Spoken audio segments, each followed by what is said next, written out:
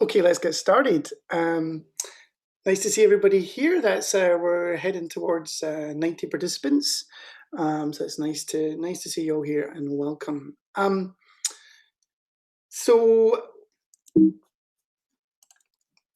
we're going to have 2 days of 51 papers from the Nordics broadcasted to you over Zoom.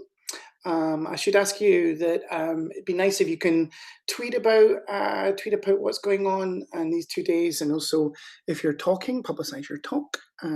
Twitter is always a good place to do that. We're using the hash CHINORDIC2020 as a hashtag. I want to thank my co-organizers for helping me put this together. We managed to put this event together in 3 weeks. Quite quickly, so obviously we've had to kind of do things quite quickly and put them together. So we had to also kind of rely on the help of others. So Riaz Sharik, Iri Lampinen, Donny McMillan, and Casper Kalgren also helped behind the scenes.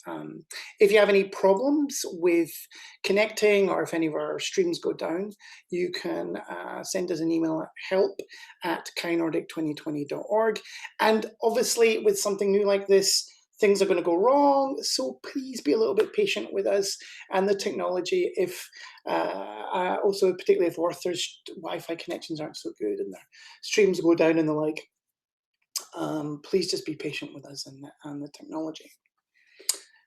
So just to give you a little overview of how we're going to be doing this, we've got so many papers that we're presenting, we're going to have to split the event into 3 different tracks. So there's 3 different Zoom meeting rooms. Make sure you click on the correct link for the correct session. We'd actually put together these nice URLs, but they sort of seem to be not acting up a little bit. So you'll see in the program that we've actually put in the direct Zoom meeting links, so make sure you click on them. And we've also got YouTube live streams. They're kind of overflow rooms.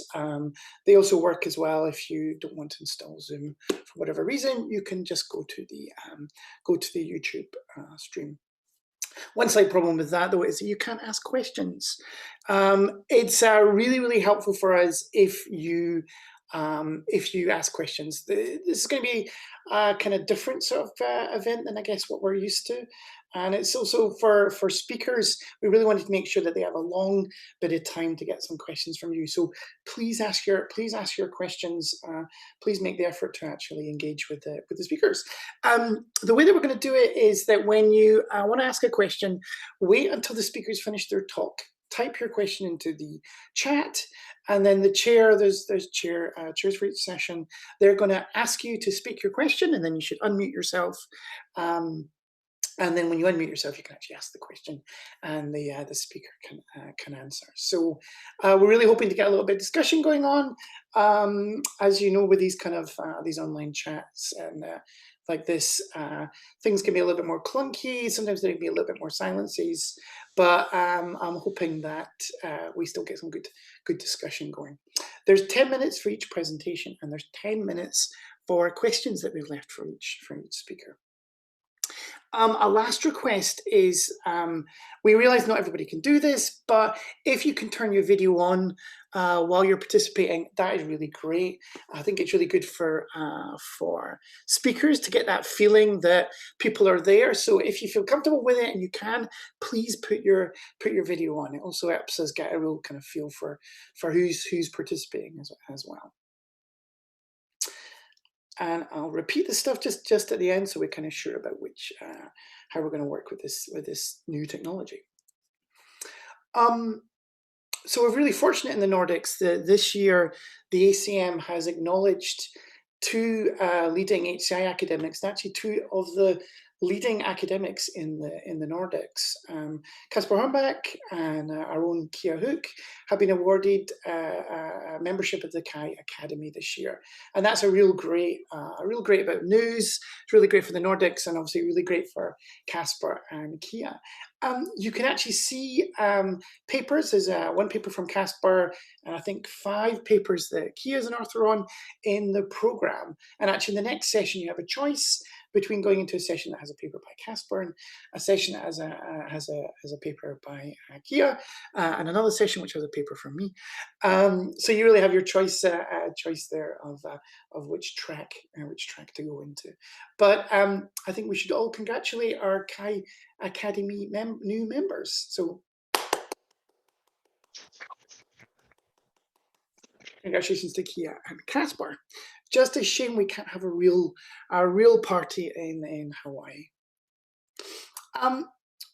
There's also, of course, the real life Nordic Chi event that's taking place in October this year in Tallinn in Estonia. I guess by October we'll be needing a little bit of human contact, and so I imagine that'll be something that we'll be wanting to attend and look forward to. So while of course you can do a lot with online events, I think the real Nordic Chi event happening in October is something to look forward to, and there might even be some submission deadlines that are still open. So how are you feeling? It's a funny situation, isn't it, to find ourselves in right now? And it's times like this, I think sometimes we can maybe worry a little bit about the value of our research. When there's like such a global crisis like this, you might think, well, what's the point of HCI research right now when you have such a kind of global situation like this, and so much disruption, both in people's life but also economically? You can think maybe that HCI research isn't perhaps so important. And I think this kind of feeling has led to a number of efforts, which I think are kind of really admirable, to attempt to kind of use our kind of skills to sort of hack in some way the crisis and the situation that we're in. But I don't think we are going to hack our way out of this coronavirus situation, or indeed the big economic troubles that we're facing that are going to happen afterwards as well. If there's anything I think that this situation teaches us, it's the importance of expertise. Expertise of all sorts of different sorts, but of course, medical expertise most immediately. Michael Gove, who is still a cabinet minister in the UK, during the Brexit arguments in my home country, said that people in this country have had enough of experts. And I think that's a kind of quote that really hasn't aged well, because in a situation like this, we really need experts of different sorts. But do we need HCI experts? Well, if you think of what we're doing just now today, and if we think of how the situation for people around the world has been bearable, that's relied upon communication technologies that on the whole rely on the kind of innovations that we in HCI have pioneered. And it's also not just expertise that we need right now to kind of deal with this as it goes on. We're going to need interdisciplinary expertise and people who can work together across different disciplinary boundaries. And one of the things I think that's really important about HCI is it's possibly one of the most successful interdisciplinary communities that we have. We've really kind of contributed not just to making these kind of technologies work, but also knowing when these technologies aren't working. About 5 times a day, I try and leave a Zoom meeting. I say goodbye to everybody and I hit the leave button, and up comes this little message box saying, do you want to leave the meeting? And I'm kind of stuck to kind of find my mouse and move over and leave the meeting, thus kind of not quite doing the leaving from the meeting quite well. I think the kind of observations that we can make in HCI are not just about creating new tech tools, but also critiquing and fixing issues with tech tools as they exist already. And it's not just for utilitarian or work purposes, I think, that the kind of things that we've been doing are important. If you actually look at what people have been doing with the lockdown, you see that they've been using online technologies to actually not just do work, but to enjoy themselves, to get social interaction with each other. There's been online concerts, there's been yoga practice, there's been dance parties, there's even been children's parties and online weddings. And while maybe some of these work and some of these don't in different ways, I think it is a kind of thing to make us realize that when in this situation, what people need is they need social connection, and they need something that they can enjoy. And these online experiences, I think, are actually going some way to dealing with that.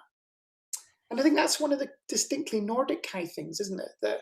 That we've been doing, isn't it? Is we've been focusing not just on these kind of utilitarian uses of technology, but these more kind of enjoyable uses of systems. It's not to say that these things are going to always work. I don't think we're going to be selling our Glastonbury tickets just yet. Some of the online events might not be quite as smooth as we want them to be, and it's not to say that all of them are going to continue after the current situation. But I do think, though, that these technologies point into the value and the importance of online experiences, sociable online experiences, and enjoyable online experiences that we've pioneered looking at in the Nordics and in HCI. So we're going to have a couple, I think, really enjoyable days ahead of us. But of course, we're not going to get to go to Hawaii. And if you're anything like me, you're probably a little bit sad about that. But there are good sides. We don't have to take that horrible long flight. We don't have to go through US immigration control, which is always an experience. Obviously, this is going to be a more sustainable event. It's open, it's free. And really, we're going to get this chance, I think, to see and discuss these best Kai papers from Sweden, Denmark, Norway, and Finland. So I think it's really, really interesting to have a kind of different style of Kai event like this. And well, maybe we'll continue this in future years. Okay, just to go over again how we're going to work this. There's 3 tracks with 3 different Zoom meeting rooms. I should actually say, unfortunately, that just at the last minute, our redirects failed for these links. So we'll actually can ask you if you can go to the website or the program, and you'll see the actual correct links to go into one of these 3 sessions. We've also set up YouTube live streams as overflow rooms, and you can find the links for them in the program as well. I really ask you to engage with the speakers. It'd be really great if we can get some kind of question and answers going. When you've got a question, wait until the speakers finish talking. Type your question into the chat, and then the chair will ask you will select you, you unmute, speak your question, and then we get a kind of bit of conversation going back and forth. And then I ask you again, if you can, please turn your video on. It's really great to see you, particularly for the speakers who are going to be presenting. So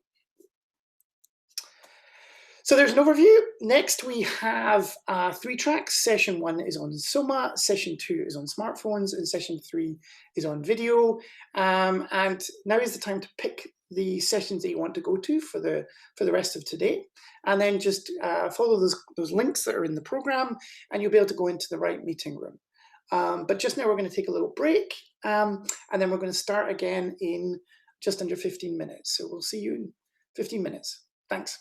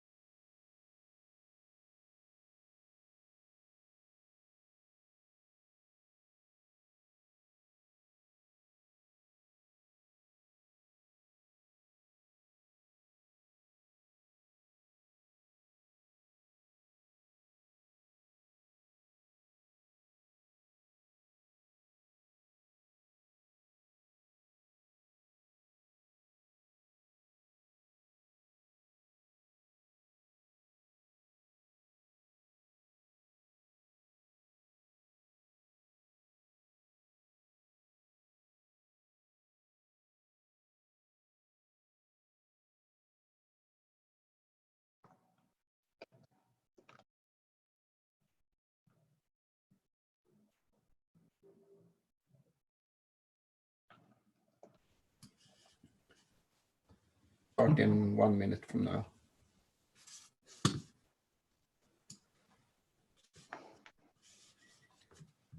So welcome everyone to this really good papers for this session. Is a paper called From Data to Somadata by Mikael, Alfaras, Vasiliki, Tsaknaki, Pedro Sanches, Charles Windlin, Mohammed Umair, Corina and Höök. Please note that we have 20 minutes and please ask questions in the chat so that we can bring it up after the presentation. With that, I would just like to hand over you all to this session. Thank you. The floor is yours. Okay, thanks, Mikael. So I'm going to play the pre-recorded Loom here, and then make sure you pop up some questions afterwards. And thanks for joining.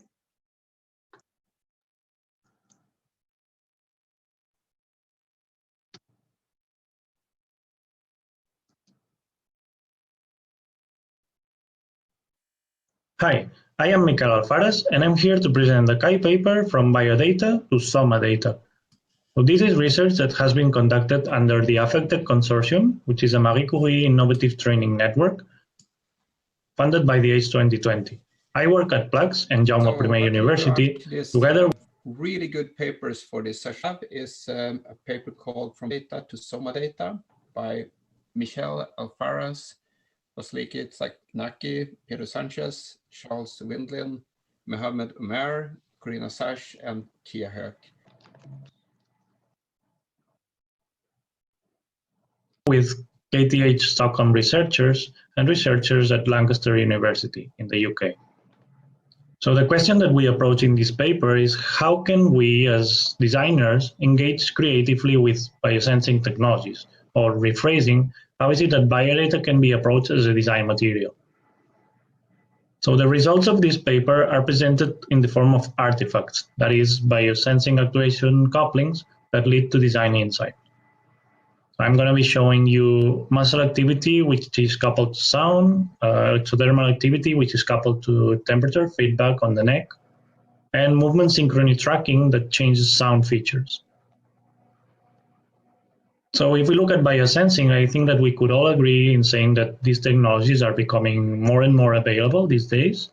So for example, you can go grab an EEG sensor and work with brain waves. You can grab an ECG sensor and work with heart data, breathing cycles, ectodermal activity. I can tell you that you're not performing the movement in a good way because I pay attention to your electromyography. I can look at your accelerometry data and tell you that you're not keeping up with your health routines, that you are not achieving the 10,000 steps that you wanted today. And all these use cases are nice, but they stem from health and performance. So we, as designers, having these technologies at hand, we're wondering whether we could do something different. So enter Soma design. Soma design is a design approach that grounds upon the body, and it places importance on the first-person perspective of the designer. So we, in a way, are stepping into the shoes of the user by experiencing ourselves. Soma design also calls for cultivating your somaesthetic appreciation, that is, learning to pay attention to the body, to the perceptions that your body have. And also, Soma design calls for engaging into the non-habitual. So, in a way, in order to understand the ingrained ways in which we interact or we move, we have to make them strange, to break them apart. So imagine that you are designing a knife for cutting bread. So I would ask you to cut the bread with your non-dominant hand, so that you all of a sudden become aware of the tiny movements that are involved in this activity. So Soma design, in terms of tools, also uses Feldenkrais therapy, which is a therapy in which we would be guided by an expert that makes us focus in the different parts of the body, and we realize about the differences, connectedness. We also do contact improvisation, which is a type of dance in which we touch each other, we dance with the flow, there's no music. And then we use body sheets a lot, which are sketching tools in which we draw and add words on how we feel before and after doing an exercise, so that we can discuss and reflect upon the changes. So where is it that this design journey started? Well, in fact, it was 2 years ago when KTH was preparing a training event, and they invited Cheryl Agner-Kohler, who you see in the picture, and her research brought this sensitizing lab. The sensitizing lab was an activity aimed at getting us attuned to haptics applied to the body. So here I'm given the role of the sentient body in the middle of the picture. Then there is a research conductor next to me on the left, placing vibration and thermal feedback on my body. And then there is the scribe who is documenting everything on the right. So again, very important, we have roles. We have the sentient body on the right, we have the research conductor playing with the actuation in the middle, and we have the person in charge of documenting. So this way of approaching actuation was very nice, very thought-provoking, actuation close to the body. And we were wondering, okay, could it be that biosensing can be experienced in the same way? So we flew back to Portugal, we took all of our sensors, and we came up with a similar protocol. But in fact, we were biased by then by using too much visual representations.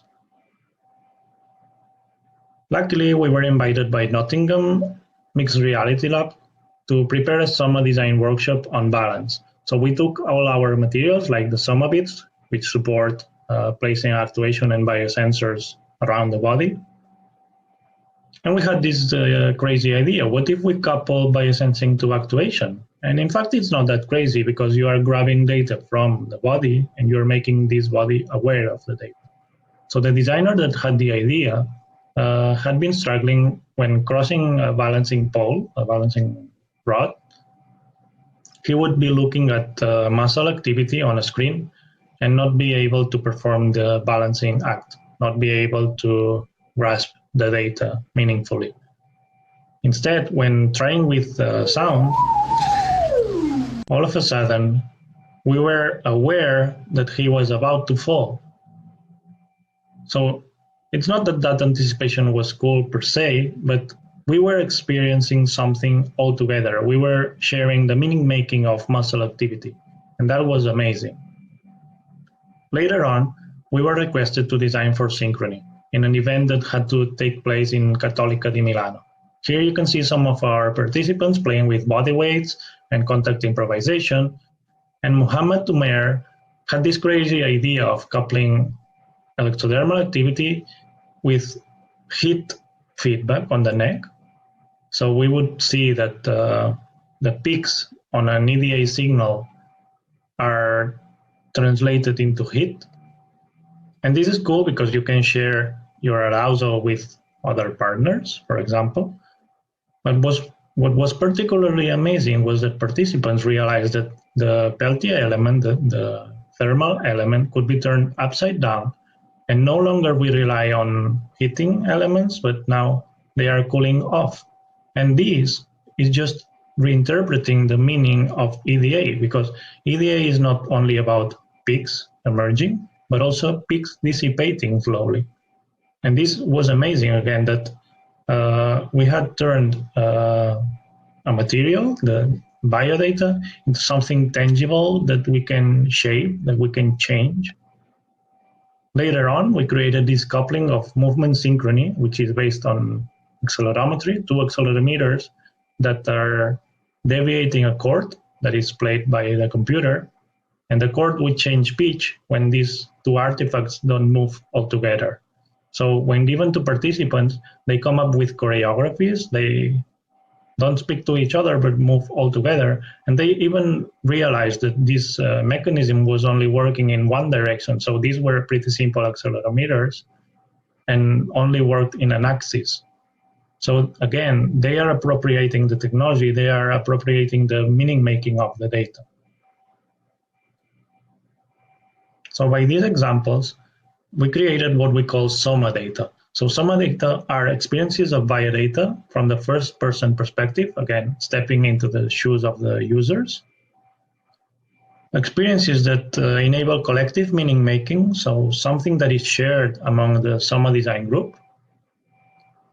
And Somadata doesn't constrain the activity that you are designing for. So if you are designing for balance, for swimming, you don't pick sensors that ruin that activity.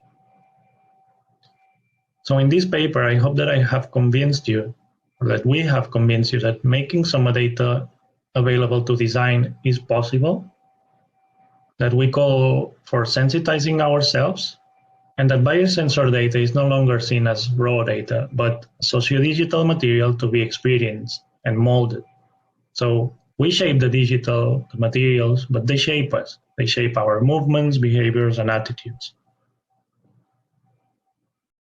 This research is paving our future direction on orchestration or widening the range of possibilities in actuation and sensing. And also, we are more towards sharing the first-person perspectives. So we have shown how we create designer engagement. It's only our path to Somadata, how we get attuned to our bodies.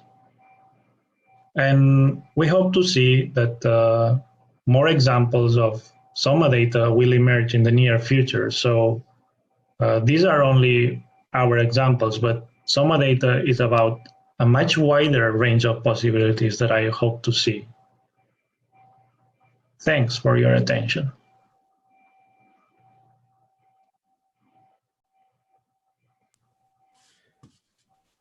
Thank you very much. It was Thanks. a really good presentation. It was easy to follow and a really interesting topic. So I've been watching the chat to see if there are questions. If you have questions, then please type the questions in the chat so we can bring those up. But first of all, sort of a round of applause for the presenter.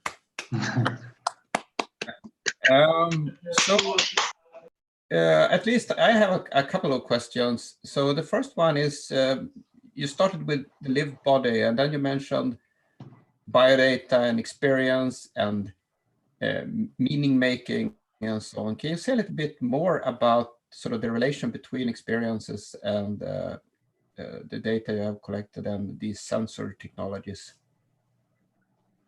So I think that coming from the engineering perspective, I think that well, we could see some research out there on this performance realm or health realm. So I was interested in something different, which is bringing this technology into design and playing with it. So the aspect of being able to play with the data that we acquire, being able to shape it, to integrate it into an interaction design. I'm more focused on helping designers embrace this data, not particularly for a specific use case or use case scenario for the end user, but just making these technologies as other researchers have done in the past. Like we have the work from Petra Sandström, the work from Jordi Solsona in these inspirational bits that take some technologies, like I think we cite them in the paper, that take Bluetooth technology, for example, how different devices recognize each other, and they made them available to play with in the design process. So in a way, Soma design here is very appropriate, because it starts in training you, or at least calling for you to train yourself in paying attention to the body, which is something that biosensing per se doesn't do.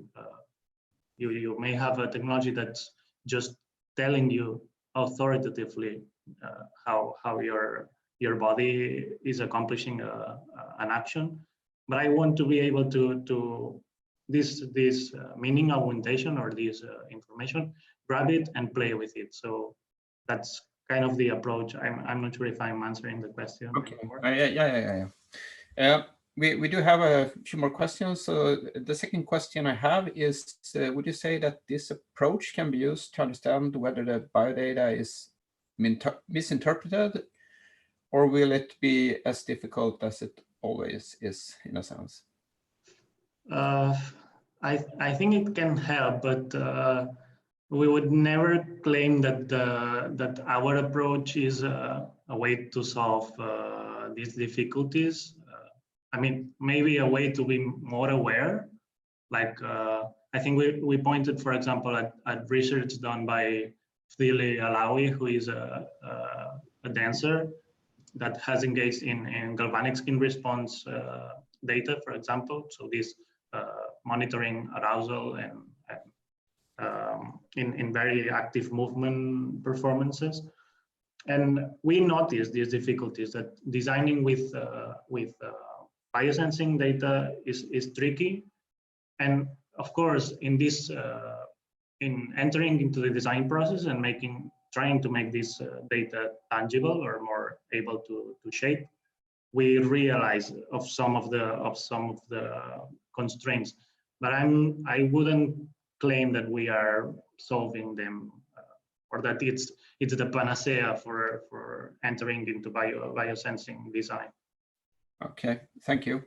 And then Marie-Louise Søndergaard has a question for you. Hello, Miquel. Hello. Yeah, so thank you for the presentation. I think that was very interesting. I'm very interested in designing with data as well. And I was curious if the actuation is a crucial part of the Somadata framework that you are suggesting, and whether you could talk a little bit about these couplings between actuation and sensing that you did, if you see that there's some of those couplings that are more interesting for you from a Soma perspective. Okay, then I would have to answer that it is definitely something important, because, well, biofeedback has a long tradition, maybe in therapy, for example, and other use cases in trying to make the user or the patient, whoever is using biofeedback, aware of changes that happen within the body. But I still see that there is a gap in making those changes perceptible on the body. So we use the body to interact with the work, to construct our interactions. So it wasn't until I went and spent time at KTH and started to try to get attuned to my body. And by that, I mean that we actually played with haptics. As the research that Agner Kohler brought, for example, these sensitizing labs, were grounded on placing actuators that make you vibrate, that make you heat up or cool down. So this was really crucial to make this connection between data, stuff that we are capturing within our bodies, this is what we came up with later on, with stuff that can be perceived on the body.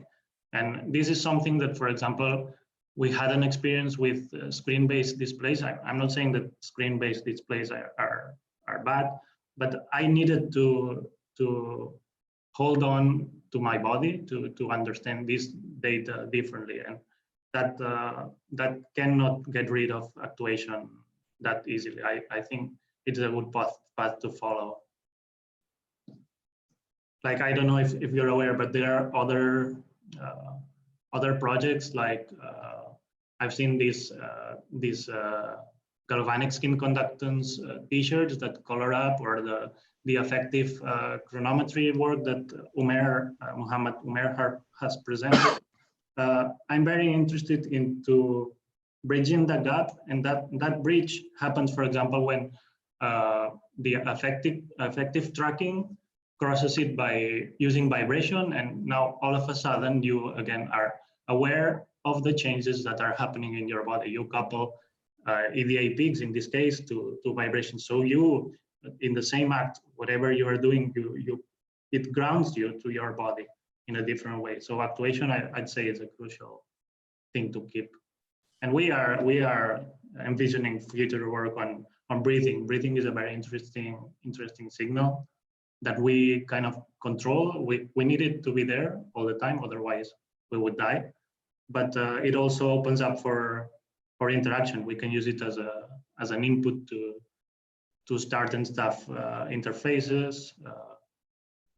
Yeah, I don't know. I'm pretty sure that it will bring some more insight if we make it work.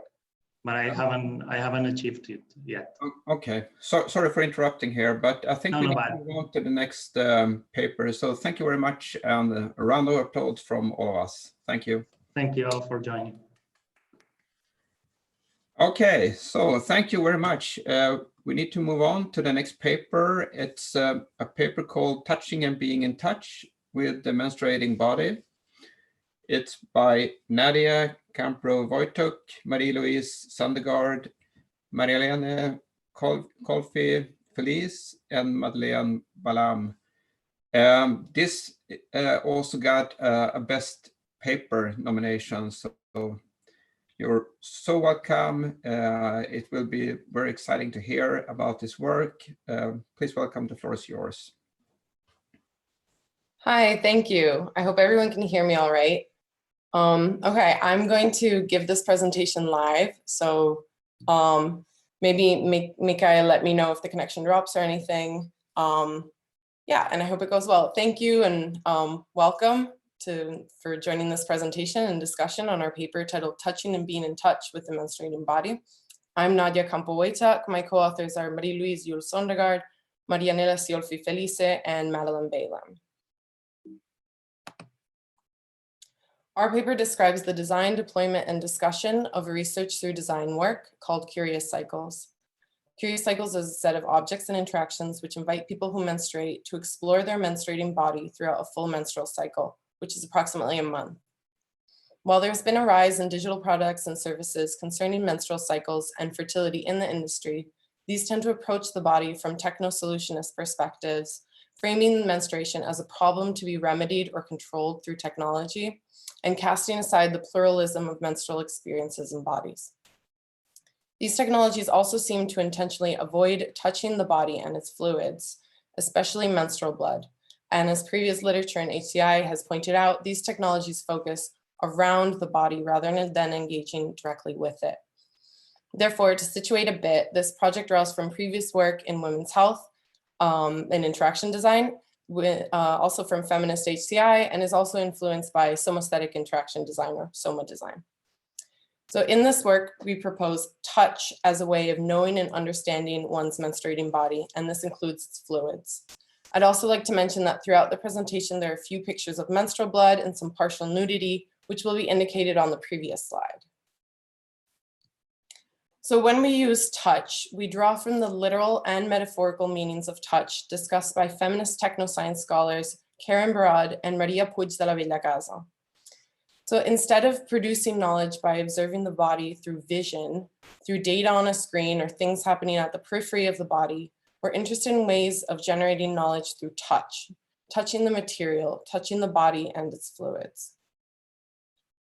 Touching can trouble or blur the idea that we have of who is doing the touching. As Villacasa says, to touch is to be touched. And to touch oneself, to touch the menstruating body, entails touching and being in touch with the self. So all touching entails the infinite alterity, so that touching other is touching all others, including the self, and touching the self entails touching the strangers within. And this is a quote from Karin Ryding. We find that these theories resonate clearly with our motivation to design menstrual technologies that support noticing and appreciating the body, but also as poetic metaphors that describe the process of how this act of touch has potential to create knowledge about the self, about being in touch with the self. So with this work, we ask, how can this be done in the context of menstrual cycles? How can knowledge and world-making processes be done through touching the menstruating body? So we created the Curious Cycles kit through a process of first-person perspective design explorations, workshops, and consultations with experts in fertility and menstrual cycles. It's also worth mentioning that the values associated with menstruation vary widely across cultures, and that this project took place in Sweden. The kit was designed to include tangible artifacts, a poster, and envelopes with drawing and writing prompts. This method shares many of the intentions present in Bill Gaver's Cultural Probes or Jane Wallace's work on design probes. The objects were linked to a poster, which in the style of an advent calendar, participants would open at different moments in their cycle and were prompted to interact with these objects.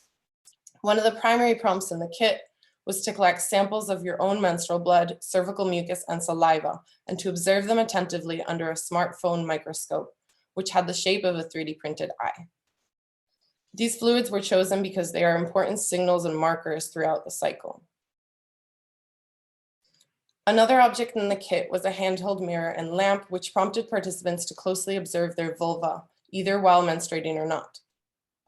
With this, we intended to enable a kind of observation that goes beyond just looking, but looking closely, or to look with fingery eyes at an almost touching closeness. This sort of interaction has been very present throughout the history of women's health, and notably, vaginal self-examinations with speculums and mirrors were a central part of workshops organized by women's health collectives in the USA throughout the 1970s.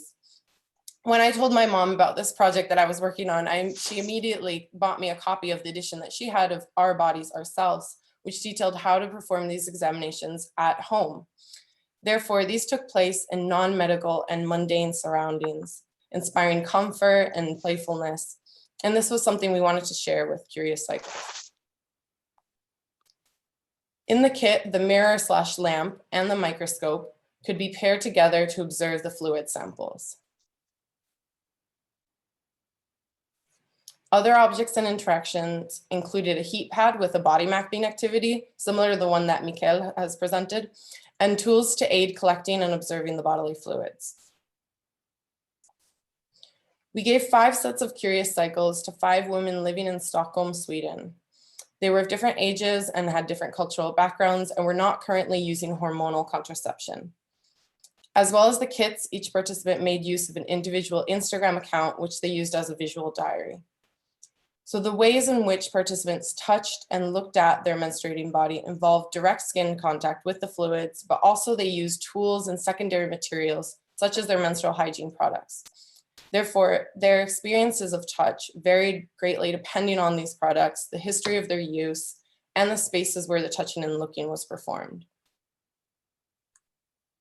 One participant, who's named Maria in the paper, said that she paid attention to the color of the blood in order to tell if she was healthy or not, but that she wasn't only interested in touching and looking at her body for understanding biological processes or for conceiving or avoiding pregnancy, but also just for the sake of knowing and exploring her own body.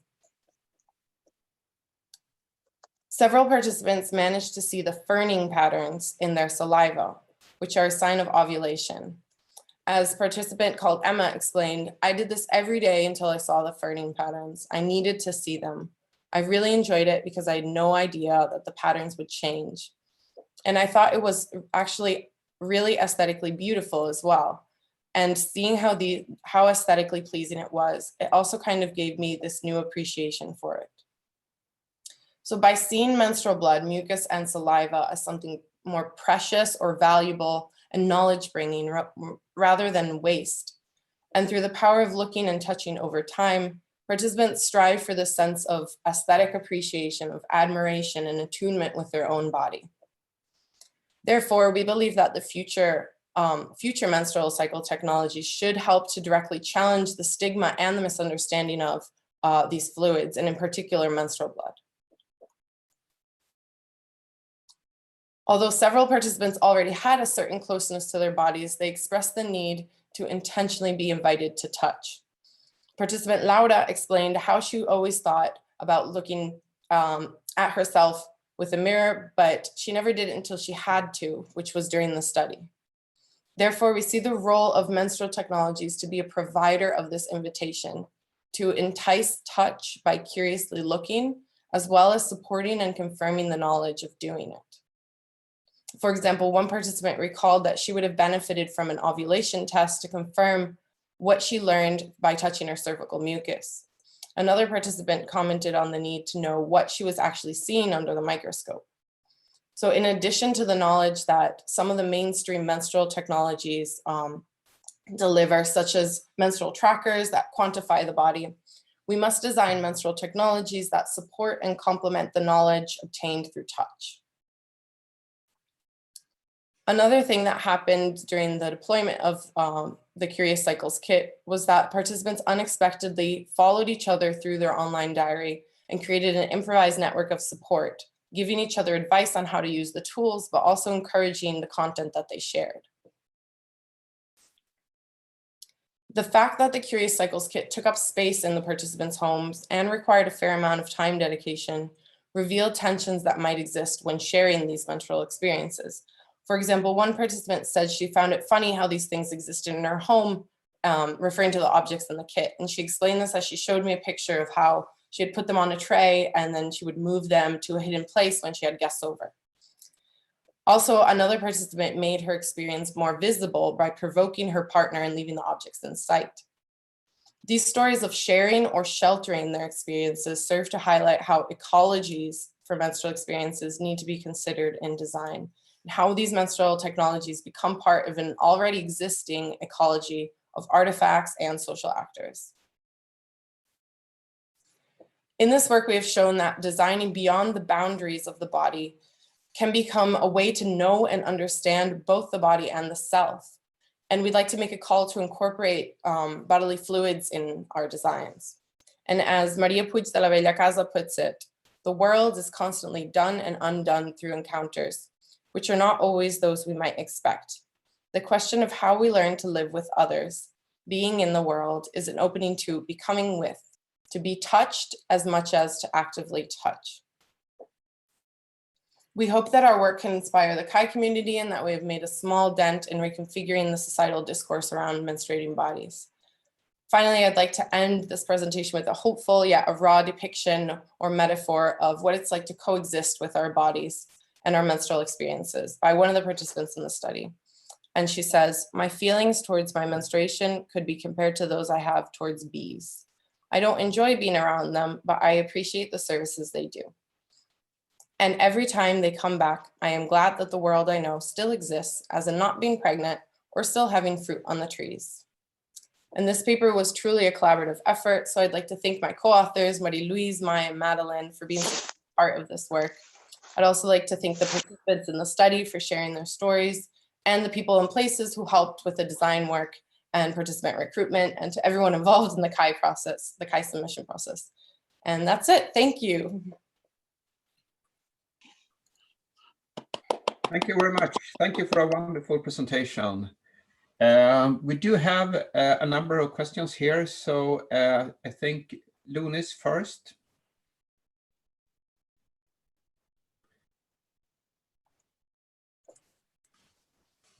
I wonder if Luna has some problem with the microphone, so in that case I can read it. So she asks, in the 70s, self-examination was part of an empowerment action to take back the body from the female, from the male-dominated medical profession.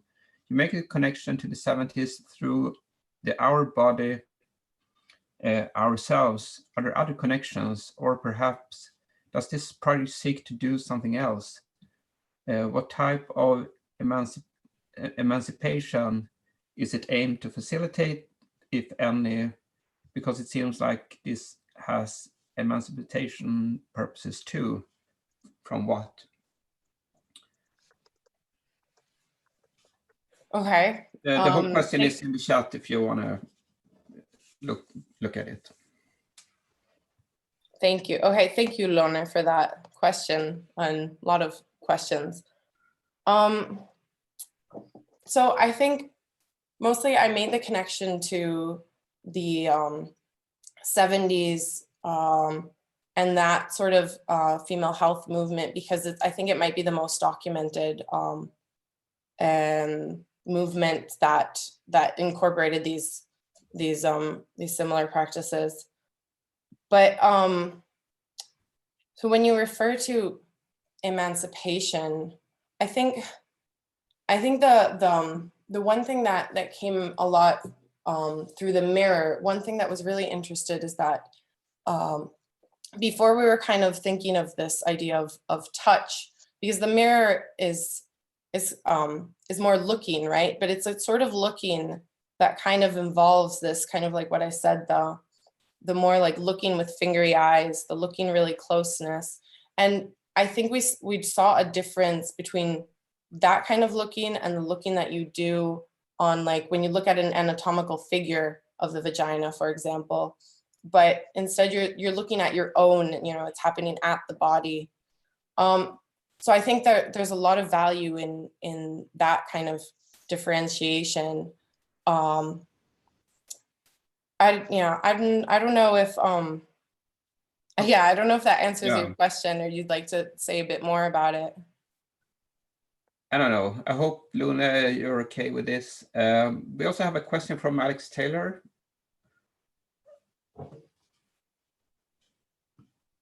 Alex? Hi there, Nadia. Hi. I felt like I might have skipped someone else who had a question. Was that Sarah Homewood asked about the ages of your participants? Okay, maybe I can answer that one quickly before yours, Alex. Yeah. Yeah, so the ages of the participants were from ages 22 to 37. And we kind of talk about that a bit more in the paper. But I think it's definitely important to do work at different stages of the menstrual cycle. Specifically, there's the stages of menarche and menopause, which are both the beginning and the end sort of the menstrual life, sort of to say. And those itself are really interesting. And the Women's Health Group at KTH is already doing work on those specific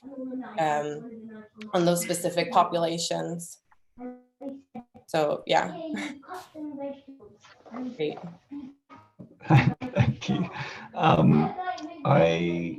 I was really interested, and I really like the idea of drawing on Puebla, Casa, and Barad with their ideas of touch, and the way I read,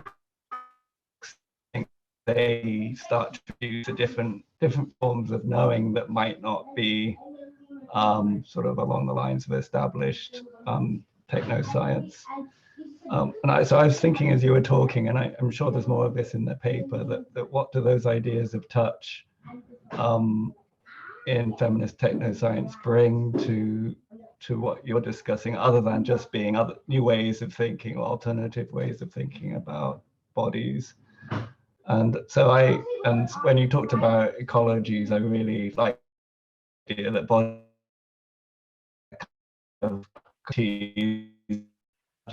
to be, but might extend into spaces and relations with other bodies.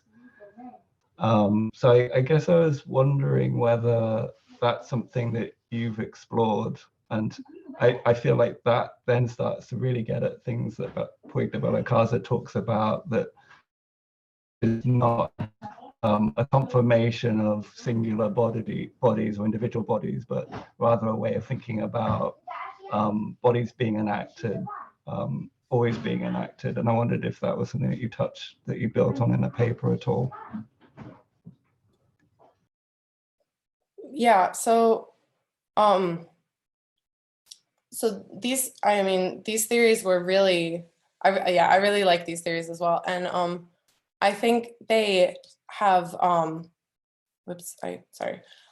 yeah, I think that the way that we were applying it kind of to this design work was kind of taking the pure like action of touching, right? So the pure like touching the body, and how this can then, you know, kind of trouble the idea of like exactly like who's doing the touching. Like, are you touching your body, or is it like your butt who's touching? And then that implies that you're kind of touching yourself, right? And what kind of is the self? And that was super interesting, because then it kind of implies that if you're using the act of touch, it has this potential to create knowledge about your body. But then kind of where does that end, right? And then it kind of could go, you could take that onto like other bodies as well.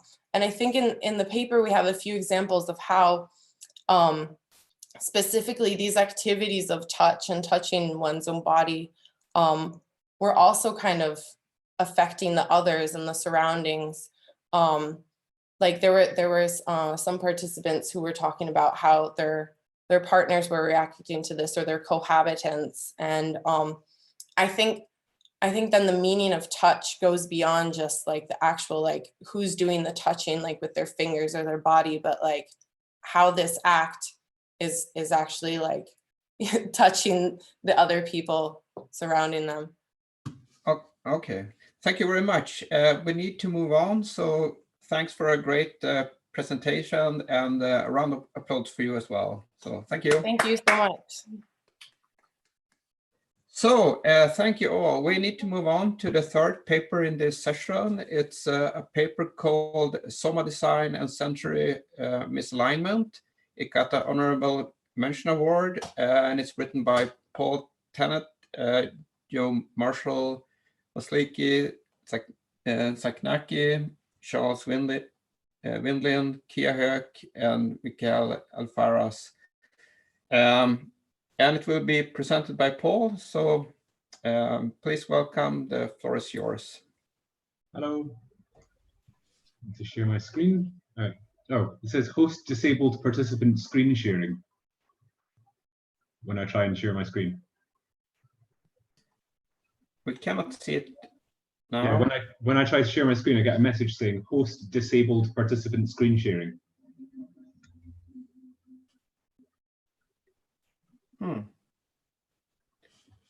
Ah, there we go. Oh, it's working. No, it isn't. It's not my screen. I've still got the same error. Mm-hmm. Telling me that whoever's hosting this is disabled screen sharing.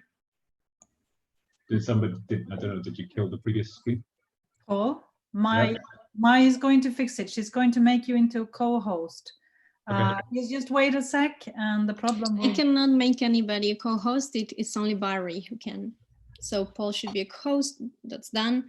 And now Paul should be able to share. But also, Paul, if you can please disable the annotations from participants. Yes. I'll do that now. 1 second. Right.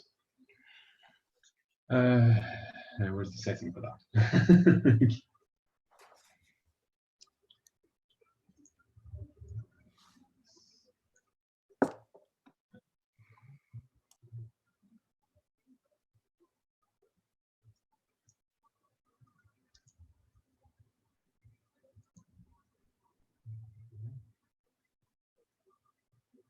This.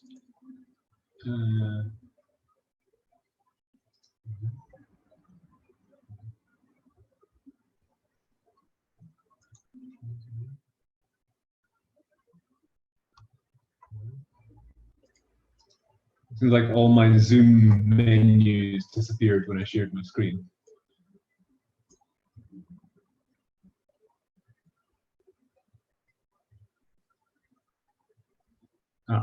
Found it. It was on a different screen, sorry. Disable participant annotation, done. And optimize share for full screen video clip.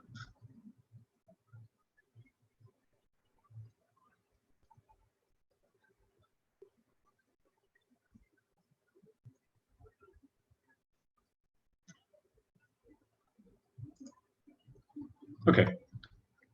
Right. Everybody's ready. Can you see my screen? Yes.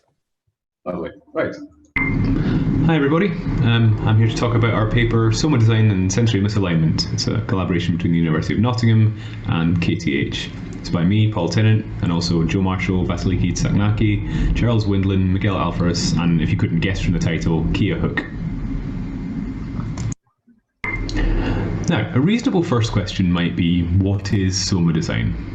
Well, Soma Design is a design philosophy based around what Richard Schusterman called somaesthetics, where somaesthetics is a portmanteau of soma and aesthetics.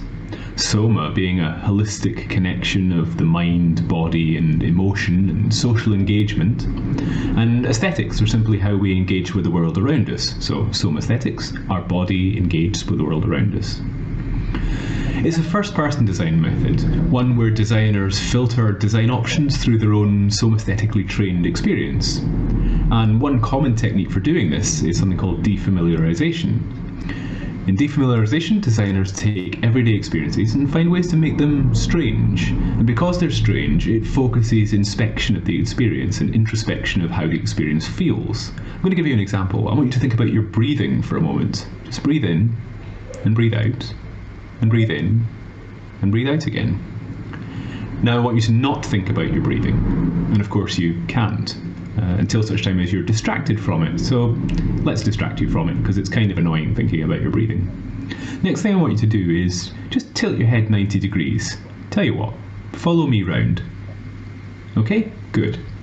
Now, I want you to think just for a moment, I won't keep you in this position for long, about your neck and your back, and all the interconnected bits of your body which you're feeling different sensations in because your head's tilted off to one side. Just take a moment. Okay, you can come back now. I realise it would be uncomfortable if I gave you the entire talk with your head off to one side. Now, another reasonable question you might ask is, what is sensory misalignment? Well, let's start with sensory alignment.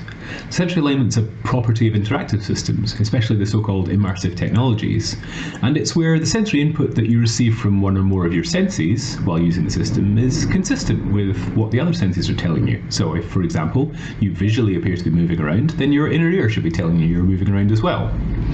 And most traditional presence research says that the more consistent sensory modalities you deliver, the more presence, and therefore the better experience. Now, the sensory misalignment argument says, actually, there's quite a lot to be gained by deliberately misaligning or embracing the misalignment of those senses. You might actually want to deliver incorrect information to the senses in order to generate a thrilling, exciting, engaging, or just curious experience. Soma design is a key research focus at KTH, and sensory misalignment is one at the Mixed Reality Lab. So, in a fit of enthusiastically international collaboration, we decided to mix them together in a pot, throw them at the wall, and see what stuck. Now, the pot in question was a 2-day workshop in Nottingham, where we mostly baffled our colleagues by lying around on yoga mats and calling it work. We framed the workshop around balance, and so we used a set of devices, for example, Somabits, biosensors, and VR headsets, and some early prototype experiences, a VR balance beam, a VR flying harness, and an augmented guitar. And we used all of this to ask some questions of what our Soma was doing when we balanced, and what happened when we misaligned our sensory inputs. So here's a couple of images from the workshop. On the left, we have the VR balance beam, which uses a misalignment where, as your head moves away from the beam, your horizon is rotated, which makes you feel like you're losing your balance. Now, this is a little hard to grasp what I mean without trying it, but let me try to demonstrate. As I move my head to the left, the image rotates, and back again. Now, of course, you were seeing me rotate, when in fact I would be seeing my horizon rotate. Moving swiftly on. On the right, we've got the flying harness. In this example, researchers are holding a vibrating Soma bit against the flyer's back, which leads to a very interesting sensation of spinning in place. If you'd like to try that, do a handstand, get somebody to stroke your back with, say, an electric toothbrush, but maybe not right now. Now, Soma design, being primarily a first-person method, is necessarily concerned with individual reflection. Now, the problem is individual reflection doesn't always make for a great group activity, so we shared those reflections using the common method of drawing on a body sheet. You can see one in the image here.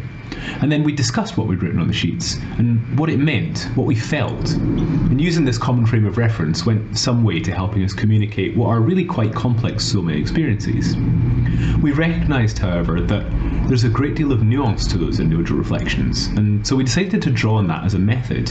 And in fact, in the paper, we quite unusually present these detailed first-person accounts of our experiences as a starting point for the discussion. Here's a couple of examples of those individual accounts. Here's Jay on the balance beam, and see if you can guess who Jay is.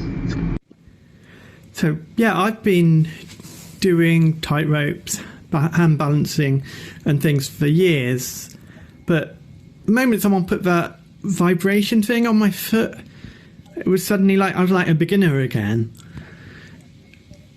I guess it made me realise how much I use my feet for actually balancing when I'm walking on things, just like you do when you're hand balancing, you use your hands a lot to keep the balance.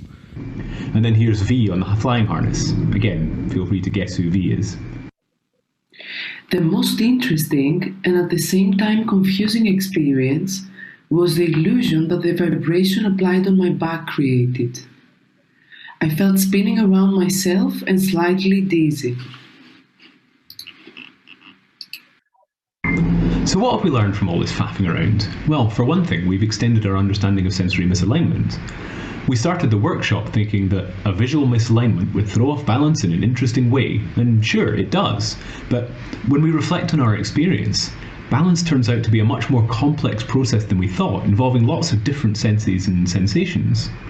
And almost all the examples of sensory misalignment that we've made so far and that appear in the literature have been geometrical. That is, they take a sense and shift it, for example, rotating the camera when you move in the tightrope example.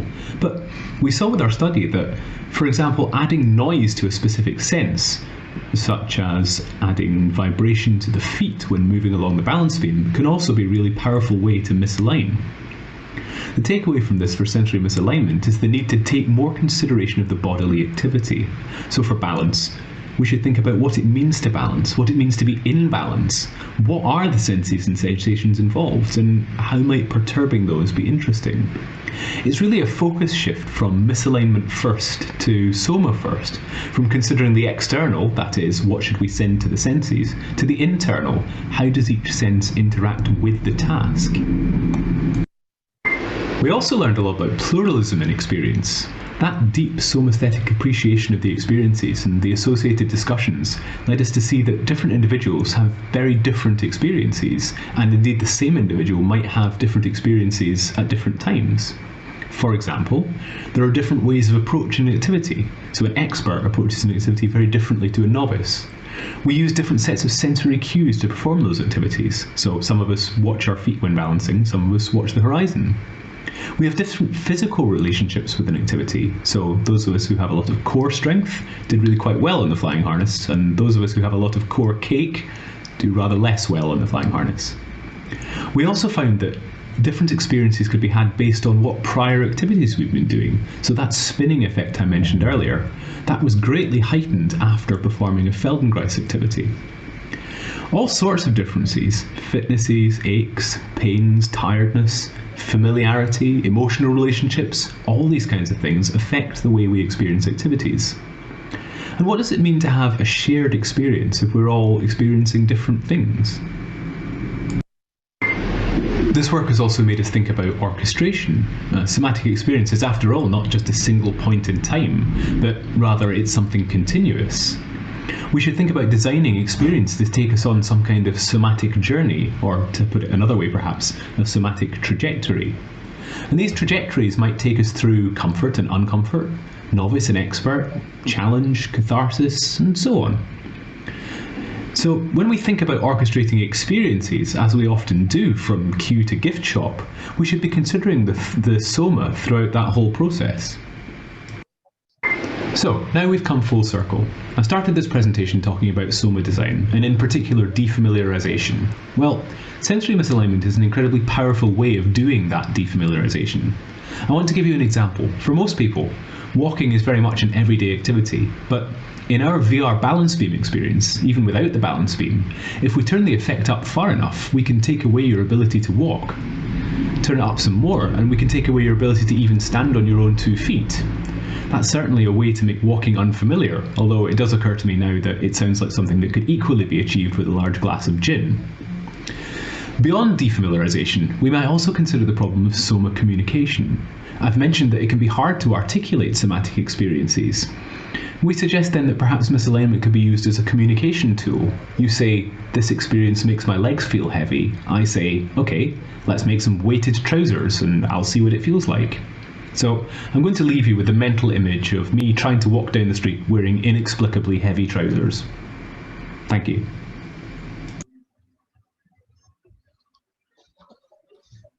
Thank you very much for a really good presentation. Let's see if we have some questions here. I would be happy to start with the first question. You talked about this body sheet as part of the method, and you also talked about reflection and shared reflections as being part of the method. Can you tell us a little bit more about the use of these body sheets and also what worked and what didn't work as you expected? So yeah, in the workshop we had a whole series of kind of scripted activities, from a body scan at the beginning, a number of Feldenkrais activities, some interactive contact improvisation, and also some work with the balance beam, the flying harness, the guitar, and so on. And before each one of those activities, we wrote out a body sheet, and then we wrote a second one after. And in each case, we then had a kind of separate group discussion where we talked through what we'd written on our body sheets. Not so much holding up the body sheets, but using them as a kind of aid memoir. So it was a kind of immediate write down what you feel. But we did find that body sheets give you an instant moment in time, and they're actually quite hard to demonstrate the passage of time across. And I think it's necessary to have the discussion to kind of drive that understanding of Soma being a journey. And that's kind of where we got to somatic trajectories from, this idea that the body sheet there's a journey that happened between that first body sheet and that second body sheet, and none of that information is preserved there, which I think is something that needs more research to investigate. But we found them really useful in particular, I think, as a common way of describing our sensations, so a kind of boundary object for the discussion. Okay, sounds good. So Kia also has a question. No. No, it was just a discussion that we've had on and off that I think you should reflect on or tell people about, is that we were meeting two research groups or two design groups meeting, and is that a good idea or a bad idea, and what happens? So, I mean, I think we can use the evidence of a successful paper as the suggestion that it was a good idea. But it's a really interesting activity, right? Because so we've been aware of KTH's Soma research for quite a long time, and KTH has been aware of our never-ending stream of strange, thrilling experiences. But in both cases, we'd never really experienced what those things felt like. And sticking two fairly disparate research groups into a room together and getting them to play with each other's methods turned out to be a really interesting activity. And it's completely changed the way I've been approaching my own method, my own practice. And you know, hopefully some folks in KTH might be having a similar feeling that this opportunity to kind of defamiliarize your own research methods. So almost like what we do when we do Soma design, this kind of process of defamiliarization. Well, doing a workshop using somebody else's methods performs a defamiliarization on your own practice, and I think that's a very worthwhile activity. Great. We have room for a final question from Dag Svanes. Hi.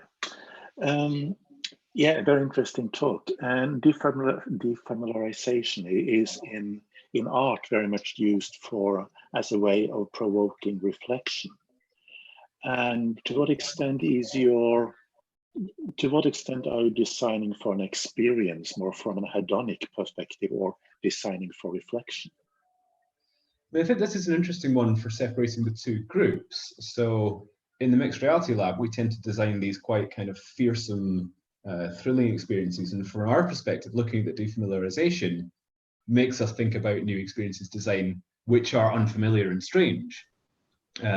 Whereas I think from KTH, defamiliarization has been used more as a kind of method of understanding everyday experiences, and perhaps the everyday experiences still get designed, albeit through that defamiliarization. So I think we've taken slightly different angles on what the use of it is for, or at least what we do with finding those strange experiences. And I think, well, I would like to think that we'll both go away from that, taking those slightly different perspectives on it. It's certainly been very interesting for us to actively sit back and try to defamiliarize the work that we were already doing. And I agree, it's something it's not a new method, but I think it's interesting to look into new methods of doing it, which is one of the reasons sensory misalignment seemed interesting, because it's quite a new method of doing things. Yeah, thank you. Okay, thanks again for a really interesting talk. A round of applause for you as well. And great thanks to all of you for a really active and engaging session. I think we have done a really good job in having this session online. So great thanks to all of you. Thank you, everybody.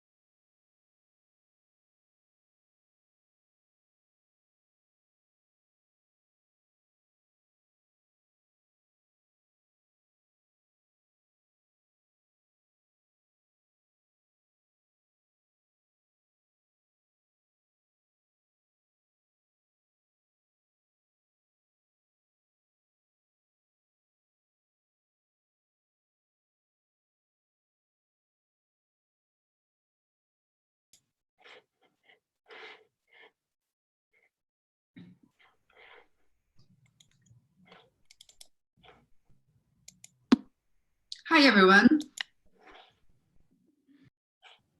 Great, I think that works. There's something about putting it onto, hang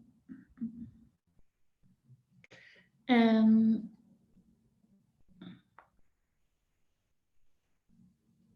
Share computer sound. Don't I have that? Like, where do I do that? I don't know. Okay.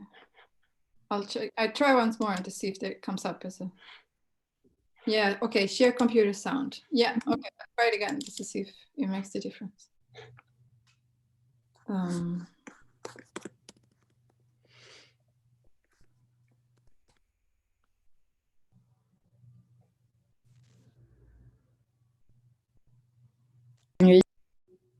Reading, and I'm a PhD fellow at the.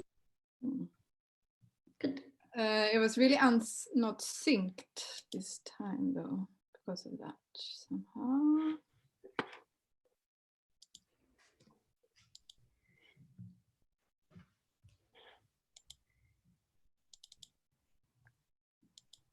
Louise will test yours after Karin's.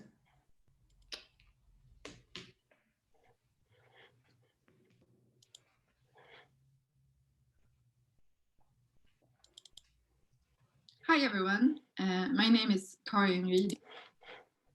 Does it become unsynced when you screen share it, when you stream it?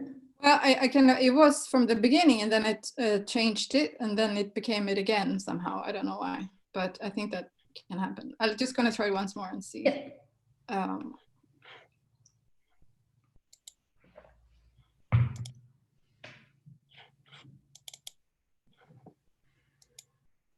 Hi everyone, my name is. Well, that's better, I guess. Yeah. Okay. Cool. Louise, you want to test yours? Yes, let me try. Is it you presenting? It is me presenting, but technology has been failing on me lately, so Marie-Louise shares my presentation instead. Okay. So then we'll have to switch between. Okay, yeah, no, that'll be fine, won't it? No, we'll be answering the questions.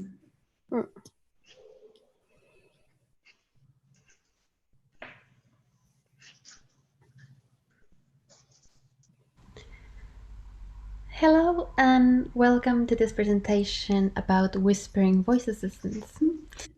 Yeah. Did that work? It's a little blurry, but yeah, it works, at least for me. It's a little blurry, but I think we need to live with that.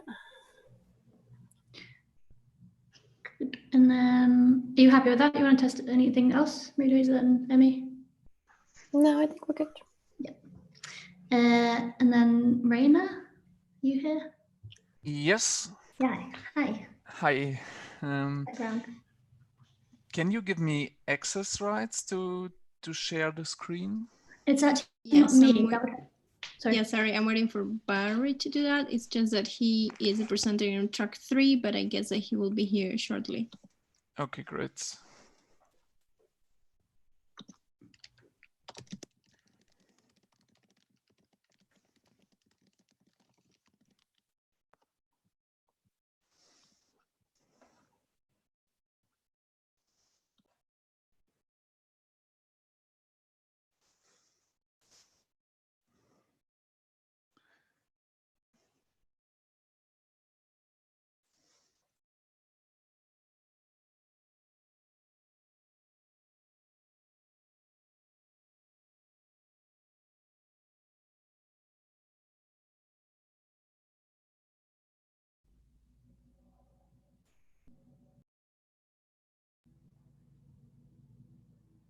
Can I ask, like, are all of you presenting your paper titles and your names and your co-author names yourself?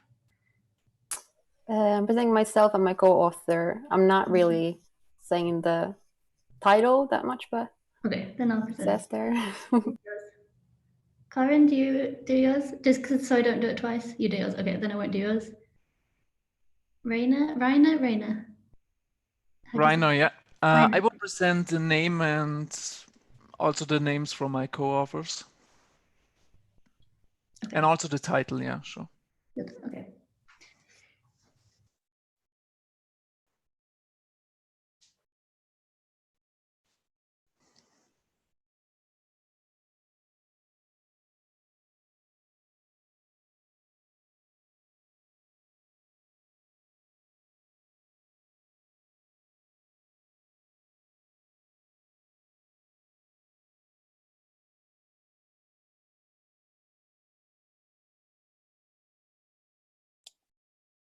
And I just want to say that I really look forward to hearing your talk, the other people here. So just wanted to say that. It's going to be a good session. Yeah, hopefully.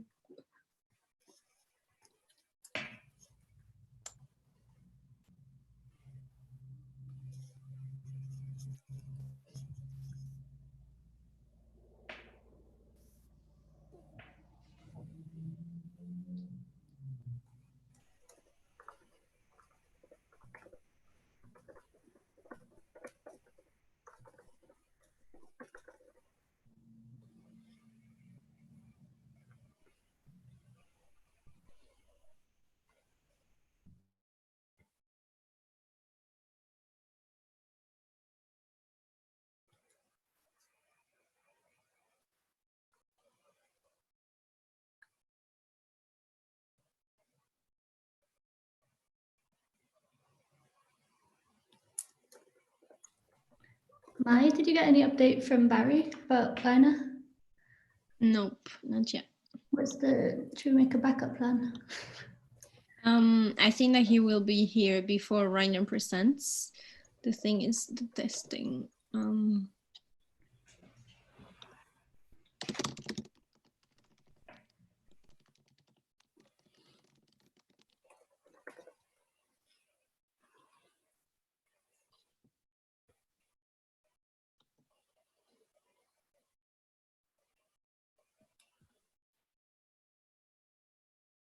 Do I have to change some settings to show a full screen video?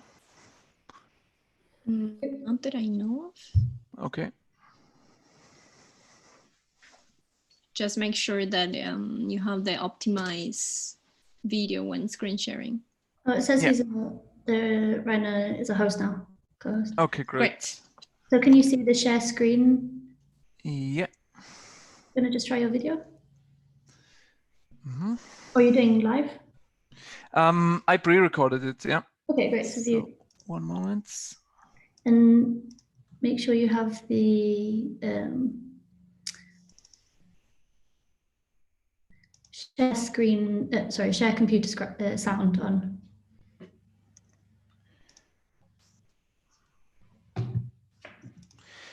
Do you hear the sound or is it still muted? No. Okay. So I try to change to the computer sound.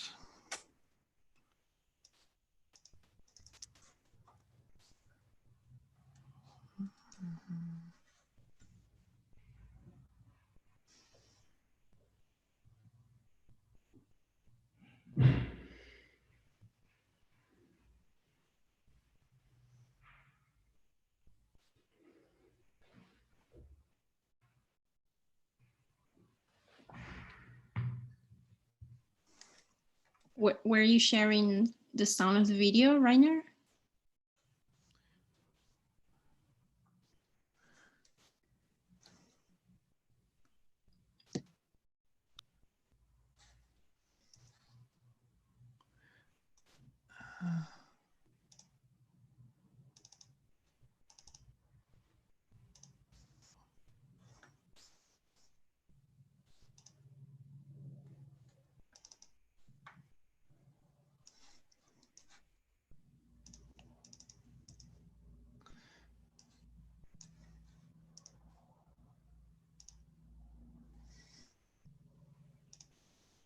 Antti has a suggestion that try sharing only the video player screen.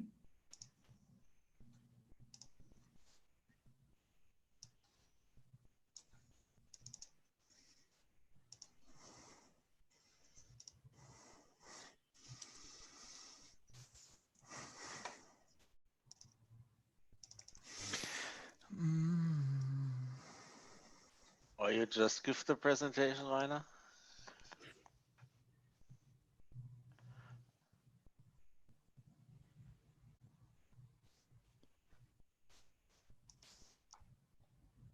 Jan Marco Leimaster from the University of St. Gallen, Switzerland. Excellent. Okay, so did it work now? Yes. Okay. Now we go back Perfect. to Emmy. You want to get ready?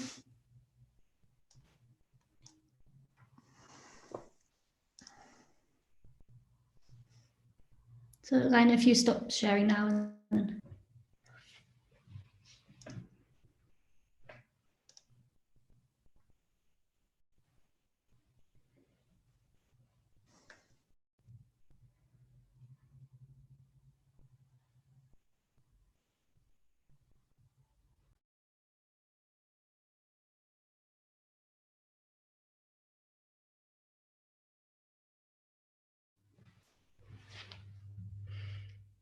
Louise, do you want to get yours ready? Yes, I'm ready. Do you want me to share it now? Yeah. Okay, great. Good. So I'm the next presenter, but technology has been failing on me lately. So my co-author will share the presentation for me. You're not able to see the video because I wasn't able to link it there, but just saying hi so you can connect the voice to the face. And I'll be back to answer some questions. So welcome to the Conversational Interfaces track. We've got some amazing papers coming up, and the first one is going to be presented by, as you just saw, Emmy Pavainen on behalf of Marie-Louise Søndergaard from kthitchens.com. And this one actually got an honourable mention, so we should give a round of applause. So when you're ready.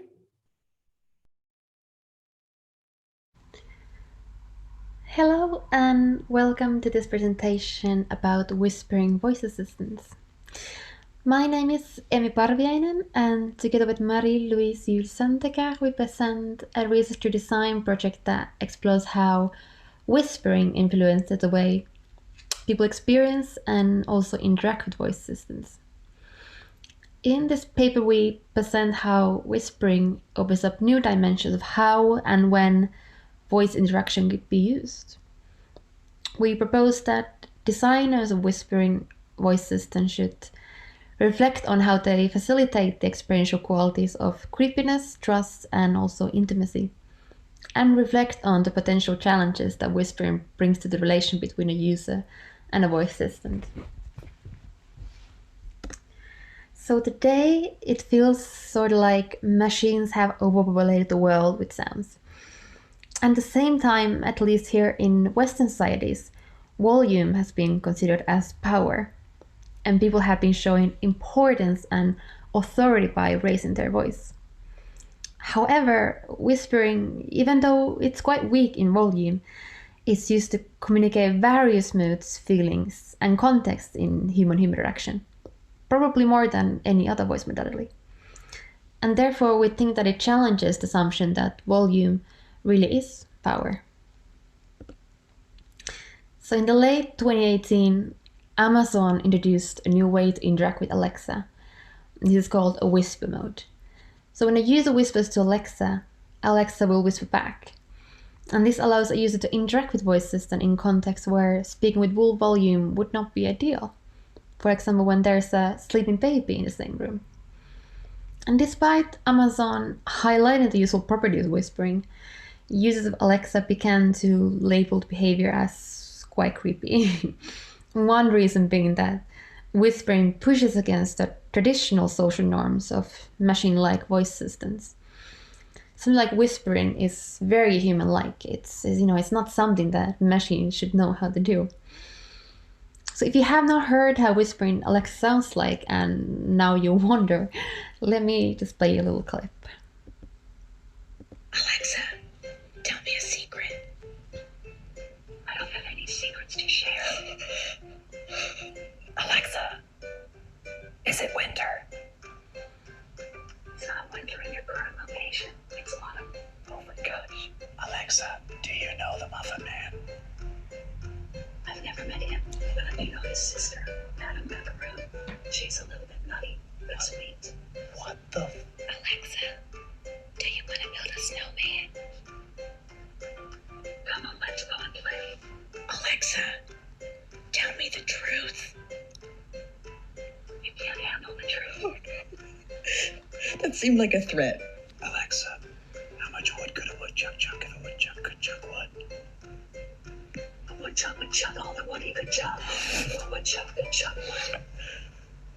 This is terrifying. This is the worst thing that I've ever witnessed in my life or had to hear. If like accidentally a whisper went off in my apartment and I was alone, I would cry. I would leave, I would move. So, since there are no previous research done about whispering voice assistants, we want to explore this topic, and we carried out a research through design project. So here we used a design fiction method such as a co-speculation workshop, a design probe, and also a production of a short film. And these were to inquire the future opportunities, but also the challenges of using whispering as a voice modality in voice systems. So through this design project, we came to understand a series of dimensions and experiential qualities of that can be analytically used to better understand this shift in social norms of voice systems, and to also design new experiences of whispering voice systems. These dimensions of whispering, like we like to call them, propose new possibilities of what and how and where to interact with their voice. And these knowledge contributions of ours are not really meant to be viewed as universal guidelines for the design of voice system, but more of a suggestion for future research and also speculation. So the design fiction film that we have illustrates the daily life of a protagonist, Andrea, and how she uses whispering to interact with her voice system called One. One of the first scenes that we have explores how whispering could be used to maintain a calm environment at home.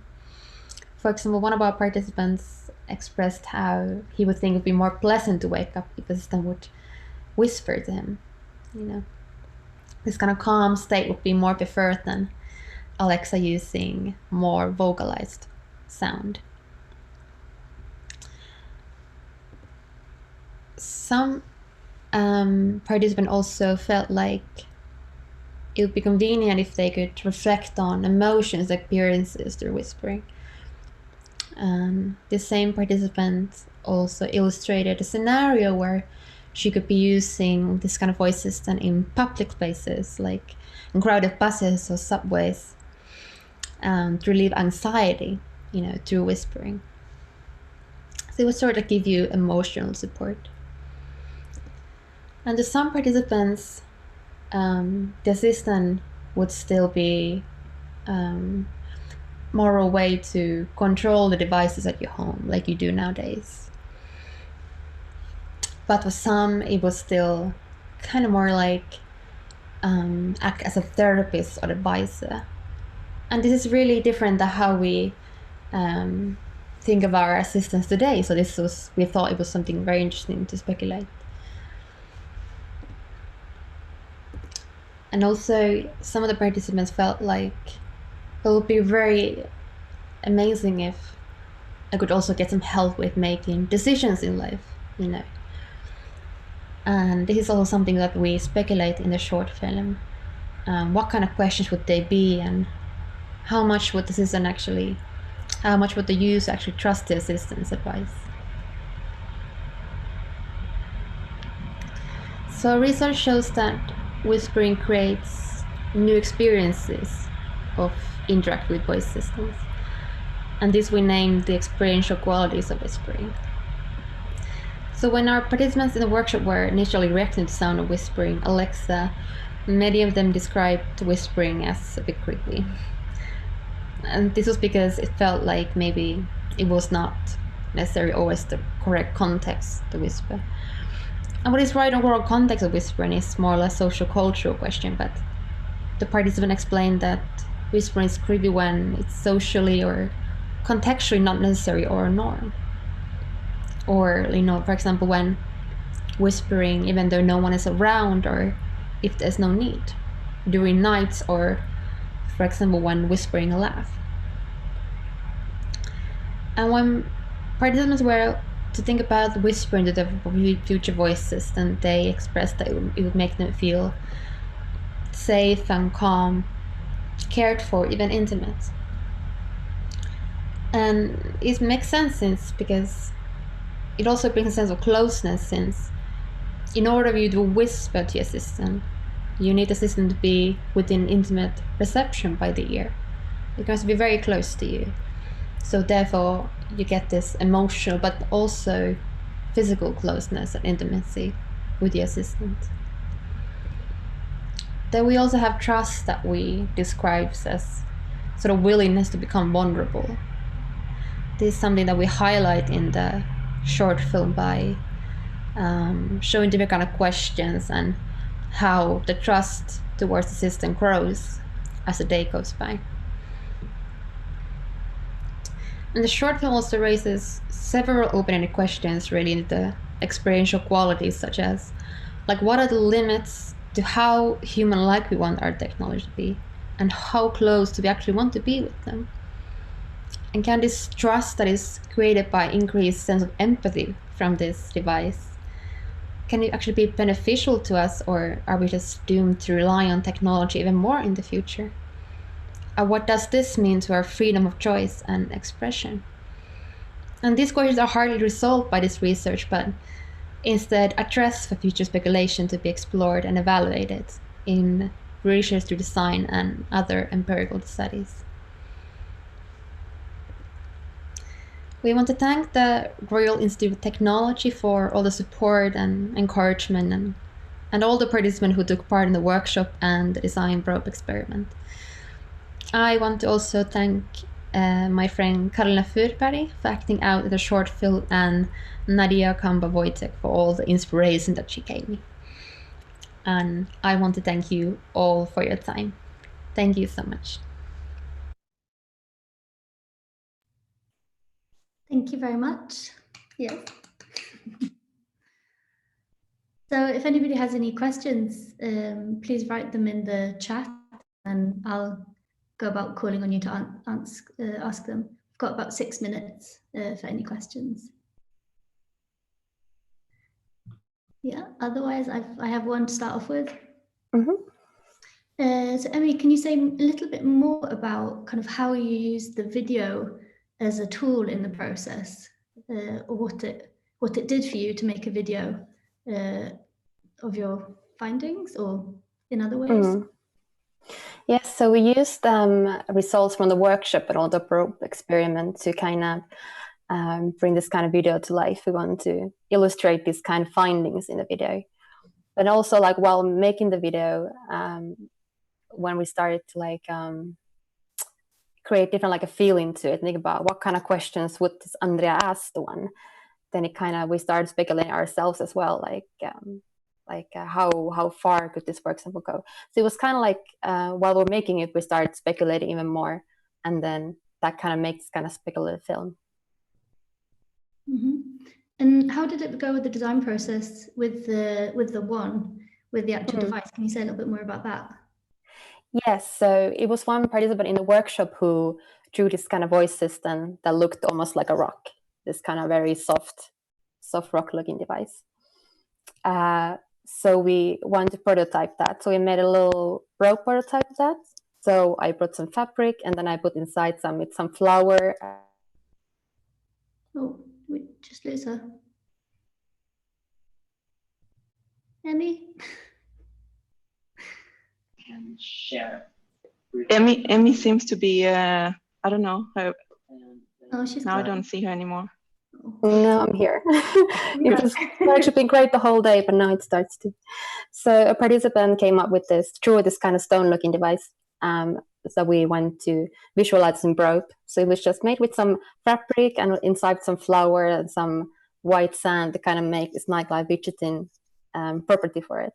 And then we gave this to 4 participants to spend over 5 days with them, and kind of told them, like, not really like that you should carry around or you should use it this way, but more like go around, imagine this is your voice system that you whisper, and that they could go around with that the whole week and then report back to us. And also ask them, like, if they feel like there would be some kind of situations they would feel that it would be useful to them to whisper, that they could film that, and they did, and they sent it to us. The results were. Oh no, we lost her again. Oh, okay. While she hopefully comes back, Verpi, maybe you want to get ready to ask your question. If she's back with the same speed as she was before, maybe. Okay, on and off. Did you hear my answer? Yeah. So Verpi has a question for you. Yeah, sorry, I didn't. I wasn't there when you started to talk. So, but I'm interested in the experience goals that we use for experience design, and these experiential qualities that you collected were maybe not such goals for design, but if you would instruct somebody who wants to design best experiences for this kind of system, did you think about? Yeah, not specifically like that, but more like depending, of course, what kind of usage it would have. They would have this kind of usage. Especially if you use whispering, it's most likely the experiences of intimacy and creepiness and trust will come up. And of course, intimacy and trust are more like good kind of qualities that you maybe want to strive for. But more like creepiness, something like you would need to want to maybe avoid. And then this is something like you can try to avoid, for example, like being able to whisper in the right context, for example, or being transparent of the information that goes. Because, for example, if you gain trust towards assistant, then it might be because the companies want you to gain the trust, so you give your data to the device. You know, it has very controversial meaning behind it.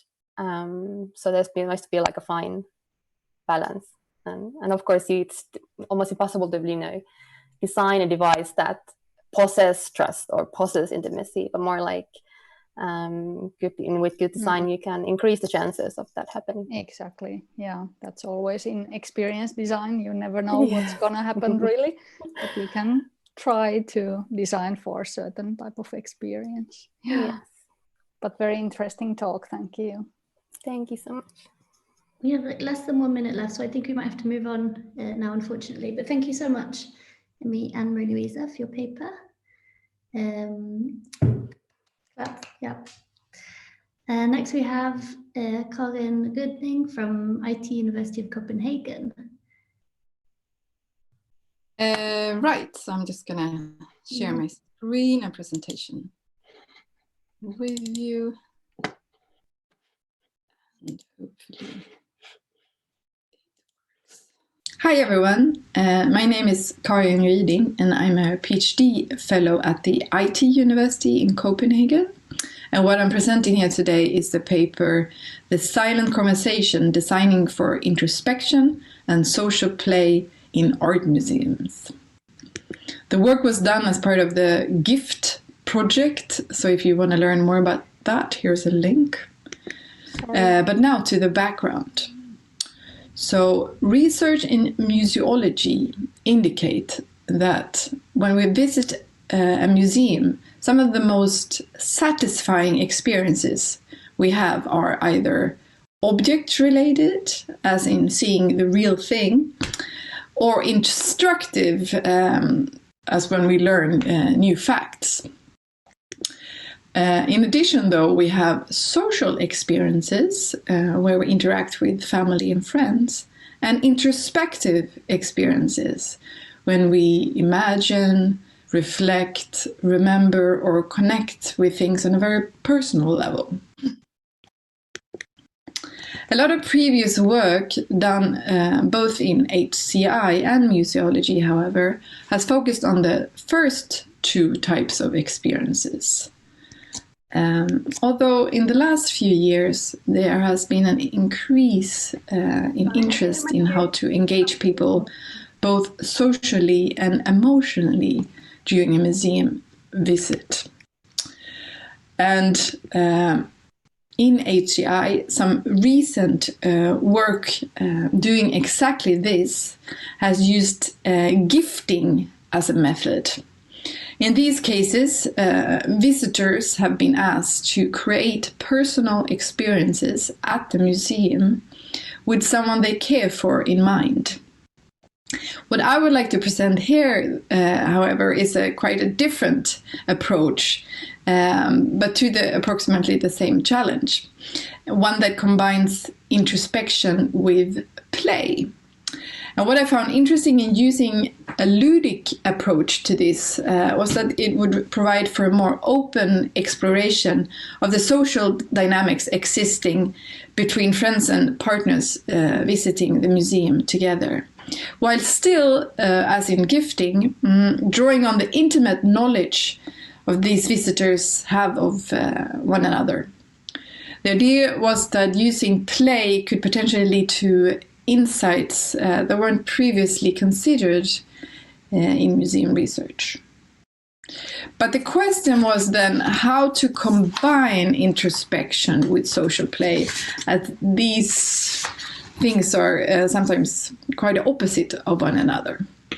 So one answer to that question is what I would like to present here, a two-player system called Never Let Me Go. It uses two interconnecting web apps, and it enables users to spontaneously create experiences for a companion while they visit the museum together. And I will talk more about the design in detail in just a second. The idea behind Never Let Me Go was to design a generic system which could work in any large to mid-size museum, art museum, gallery, or sculpture park. Therefore, it was tested at 3 different art museums in the early stages of its development. But finally, the main trial was conducted at the National Gallery of Denmark. Yeah, sorry, I didn't mean to shout at you. You can't see the chat. So the video is actually not updated. Like we can only hear the audio and not see the. Oh video. No! Yeah, but I didn't know if it was just me or like I was trying to get So maybe now I see it changed. So maybe just try and play it now and see if that worked. Not from the beginning, I guess. No, just from here. We don't have time, unfortunately. Oh, sorry. Okay. I will just continue where we were. Mm-hmm. You see anything? Do you see it now? We'll just try and play it. Okay. 20 participants in total, using qualitative methods. Plays were observed by a researcher taking photographs and notes, and after the tests, they were all interviewed. In Never Let Me Go, there are 2 different roles, what I call the controller and the avatar. The controller is given the tools to guide the avatar through the museum. At any time, using the internet connection, the controllers can send prompts in the form of commands, questions, or more subtle instructions to the avatar, who would receive them as pre-recorded voice messages. And the decision to use voice recordings in this way was inspired by work done in performance art and experimental theater. So if you're interested in that, please go to the paper. But here we can see some screenshots from the controller interface. And as you can see, there are 6 different categories that the controllers could choose from. And they're all designed to foster introspection and play in different ways. And to the evaluation then, each test was separated into 4 different sessions, approximately 10 minutes long. After each session ended, the participants would swap roles, which meant that they would try out both the avatar and the controller role twice each. And so the results then. Overall, it can be said that participants used Never Let Me Go for 2 main purposes. Firstly, to give and receive personal introspective experiences in relation to the art and the architecture in the museum. And secondly, to explore their relationship to each other through playing, teasing, and pushing social boundaries. As one user puts it, because you can't interact with the artwork in this way, you interact with each other in the context of the artwork. In most cases, the participants would not speak to each other at all during a test session. Instead, they would use body language to communicate things that they couldn't say using the system. And this was compared to having a secret language together, or even to use telepathic communication. The experience was generally described as immersive, and as in being in a bubble together. These feelings were strengthened by having background music, but even without music, the participants felt really connected to each other all the time. All the players felt a strong obligation to follow the prompts that they received. They even felt guilty if they were not able to respond appropriately. However, on a few occasions, avatars would take the liberty to knowingly misinterpret a command, twisting the meaning somewhat, or doing what was suggested but in a different context. One user gives this example. You came next to me and said, "Come closer." I was sure you meant to go closer to the painting, but I thought, I'm not going to go closer to the painting. I'm going to go closer to you and make you uncomfortable. That was fun. Now, one of the things the participants enjoyed mostly was how the different prompts, particularly the questions, would trigger introspective experiences. There were many stories of these in the interviews. Here is one example where one user describes a situation where he, as the avatar, is standing in front of a painting depicting a view over the ocean. So, when I got the question, "Where are you?" I would have expected the answer to be like, "I'm right here." But that wasn't my experience. I went to where does this painting actually takes me. And it took me to a summer holiday trip where I remember I was standing at the beach looking at the waves. Knowing each other well seemed to have helped in the process of deciding which prompts to send at what time. The element of trust was also important to the players. As one user explains, I think it really makes a difference who you come with, because we trust each other so much. I think it was a deeper experience with some personal revelations and memories. Now, I don't have time to go into the discussions from the paper, but very briefly, there is a general discussion on implications for art museums. And secondly, a more practically oriented discussion on the advantages and disadvantages of what I call impromptu experience design. But now my time is up, so thank you very much. My name is Karin Ryding, and I'm a PhD. Excellent, thank you so much, Karin. So once again, if anyone's got any questions, leave them in the chat. Otherwise, we'll start off with a question, and there seem to be some kind of overlaps between like your approach to designing for this kind of emotional, introspective tool and Soma design, which we've heard a lot about already today. And I wondered, like, if you could talk a little bit about that, like where you see, if you see any similarities or differences.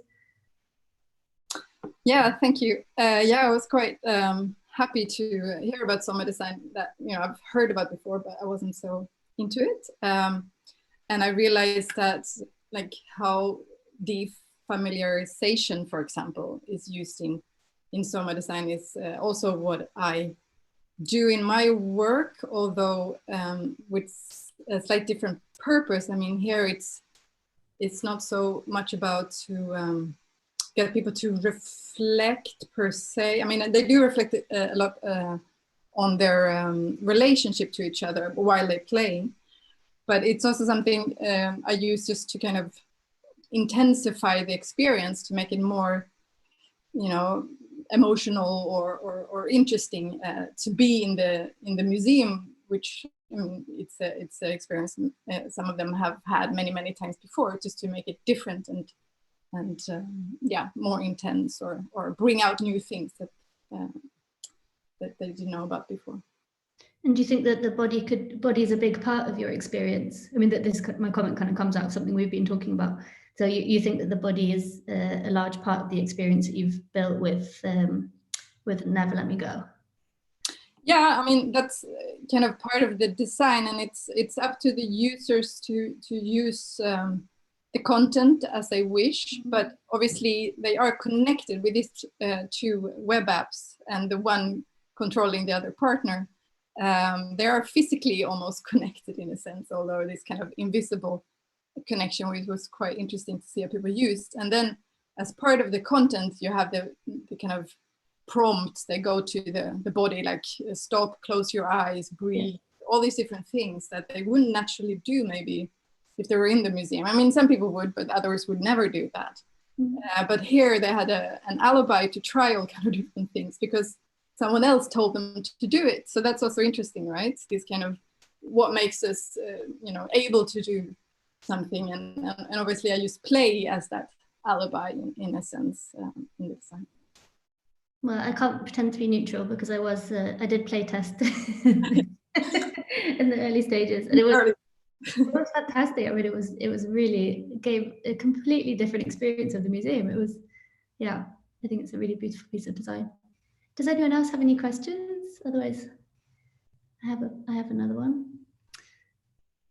So, Louise, would you like to ask your question? Yes, thank you for the presentation. So I was curious about these voice recordings. If you could tell a little bit more about some of the considerations you had in choosing voice, and like what kind of voice, because I guess there's also some sort of like embodied element to voice in a way. Mm-hmm. Yeah.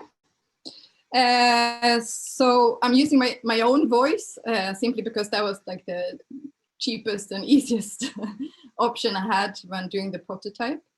But in my considerations of like how I would do that voice myself then was that, first of all, I wanted to be a rather neutral voice, not loaded with too much feelings and so on, because I wanted the experience to be quite open, or for the participants to use it in a quite an open manner. So I didn't want to control it too much. At the same time, I wanted them to feel calm. So it's quite a calm voice, you know, rather neutral, quite slow, to get them into that mood of kind of relaxing and experiencing in a different way. And then I also sometimes use background music and sometimes not, to kind of just test out the difference. Yeah. Can you say a little bit more about the kind of relationship between art museums or museums in general and this kind of work? And like maybe for those people who don't have that much background in the kind of museum intervention space, seeing as this is a conversational interfaces track, could you say something more about like how did those art museums feel about this kind of work, and how did you experience during your testing? Did you get any kind of, did the security guards come and follow you? How did that work? Well, I had a discussion with the security guards beforehand, so they were well aware of what's going on. But it's quite interesting with the museum world because they are, I mean, I presented this to museum people as well, and they were really interested in it because they need tools to make people more engaged, because they have a problem with that sometimes. So bringing in new audiences and so on. At the same time, the play element is a bit scary for them. And I find this very interesting because from the result, I can see that it's really something that people who are doing it appreciate really much, and they can use it in so many different ways. At the same time, obviously, you do lose a certain amount of control over visitors to the museum if they don't follow the, you know, the curated track, so to say. Instead, they go off on their own adventures. And I mean, I did push this a little bit. For example, as part of Never Let Me Go, I had a touch command. And just to provoke a little bit, I mean, I was obviously there to make sure nothing went wrong, but yeah, I just wanted to see how they use it. And that was like super popular among the participants. They used it very much, not to touch something they couldn't touch because they knew exactly what to do and not to do, but just to kind of, you know, begin to reflect on what was possible in that space. And obviously, if I spoke to a curator about that, they would be much more afraid, I think, about that experimentation. In a sense, at the same time, in an art museum, you know, art has that role as well to kind of push our boundaries and experiment. So I think it's very fitting for that situation. But yeah, that's what I can say. In terms of the curation question of the fact that they've created a certain experience to be experienced a certain way, like could you kind of open up? Can you imagine opening up the project to design the experience with the museum themselves? Is that a conversation that you've been happening? Yeah, it was interesting because I was contacted by some art museums after a presentation I had in a conference with museum people, and they were interested in, but they wanted to kind of pick specific, or like change some of the prompts, maybe to add questions that were maybe more relevant to them or so on. I haven't been able to go into a deeper conversation with them, so I don't know exactly how they would tweak it, but obviously that would be an interesting kind of exploration to see, you know. But at the same time, I wanted it to kind of be general, because to see if that was possible, and it's turned out to be possible because the participants make meaning out of it so much themselves, but through the context. So the context matters. Yeah. But you don't have to have the context present in the content as I see it. But yeah, obviously you can do that too. I just haven't tried it. Are there any more questions? Last minute. Oh, then we'll say thank you so much, Karin. Fantastic presentation. Thank you. Okay, so I'm happy to show you my pre-recording.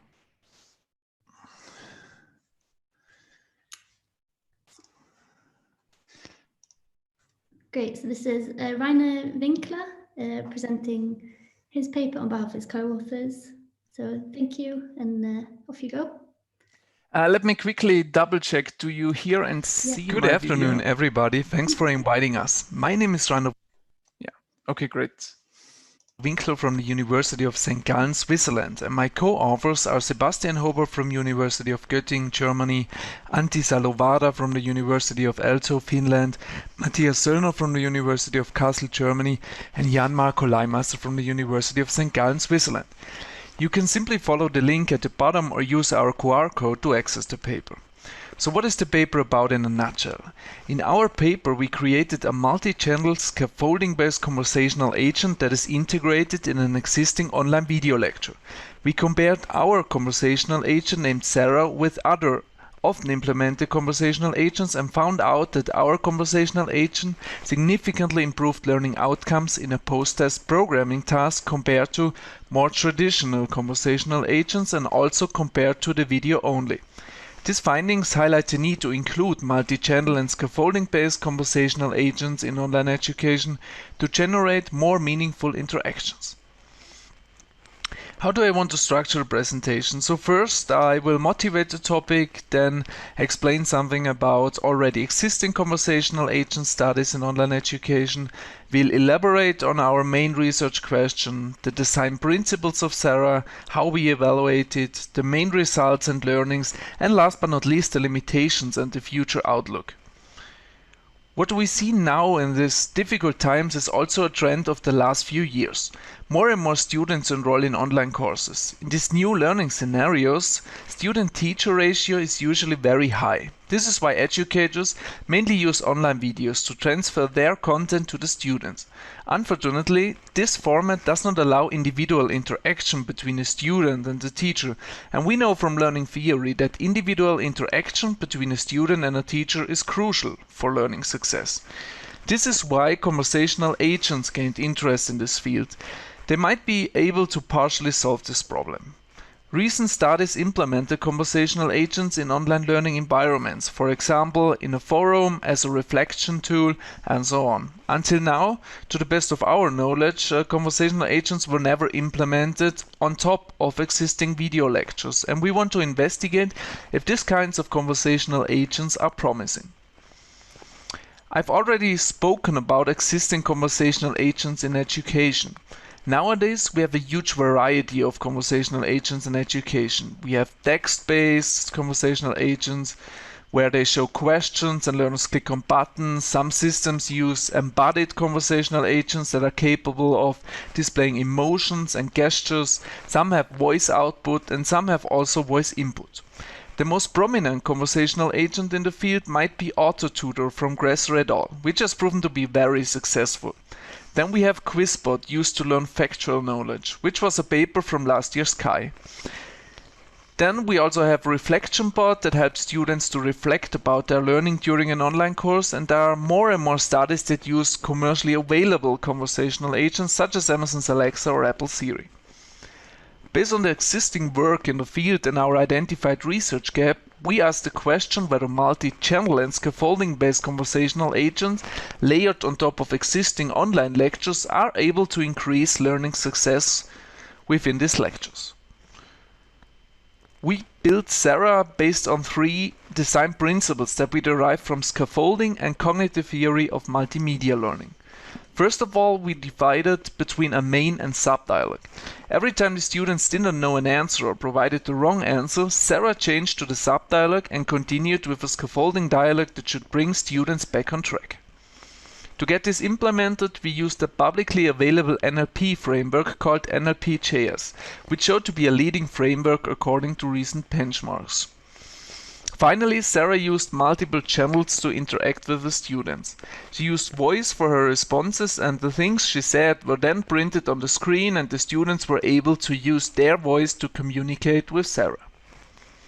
To evaluate Sarah, we used the pre- and post-test experiment design. In our laboratory, we showed every student 2 videos where they were able to interact with 1 of 4 different types of conversational agents, and we also added a control group where learners watched the video only. The conversational agent interrupted the video 4 times per video. Here you can see an example of a 5-minute video clip where the conversational agent interrupted the video 4 times. Altogether, we had 4 different types of conversational agents. One was a non-scaffolding, text-based conversational agent. The other one was a scaffolding, text-based. Then we had non-scaffolding, text and audio-based, and Sarah. And to really show how this worked, we prepared a little demonstration.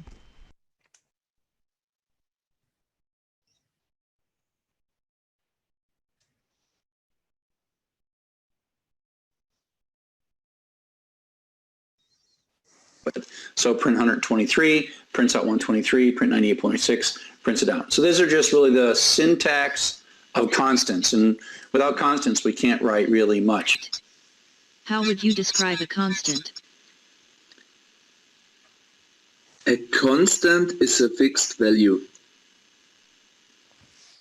Yes, that's right. Constants are fixed values such as numbers, letters, and strings. What different types of constants exist? Strings and numbers.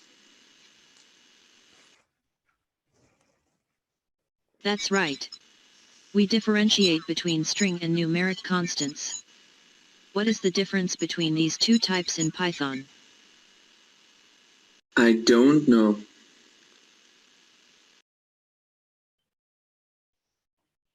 No problem. Let me help you. String constants are texts, whereas numeric constants are numbers.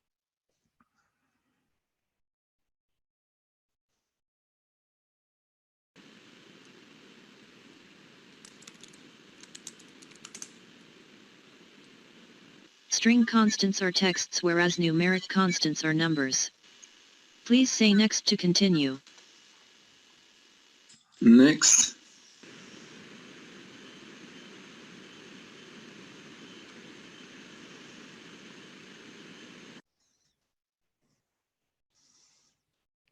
What you just saw in the demo was our conversational agent Sarah layered on top of an existing video and also showed the other conversational agents in the study.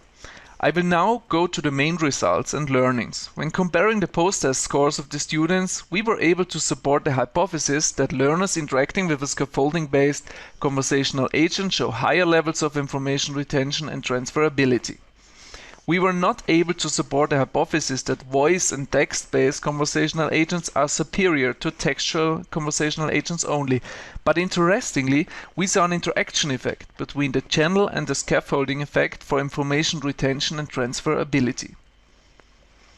You can see here our descriptive results for information retention and transferability. So for example, students interacting with Sarah scored 77.8 out of 100 points and 65.4 out of 100 for transferability.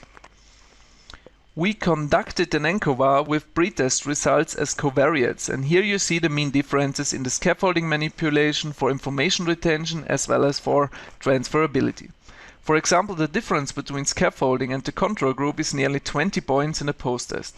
50% of the post-test results are within the error bars you see here.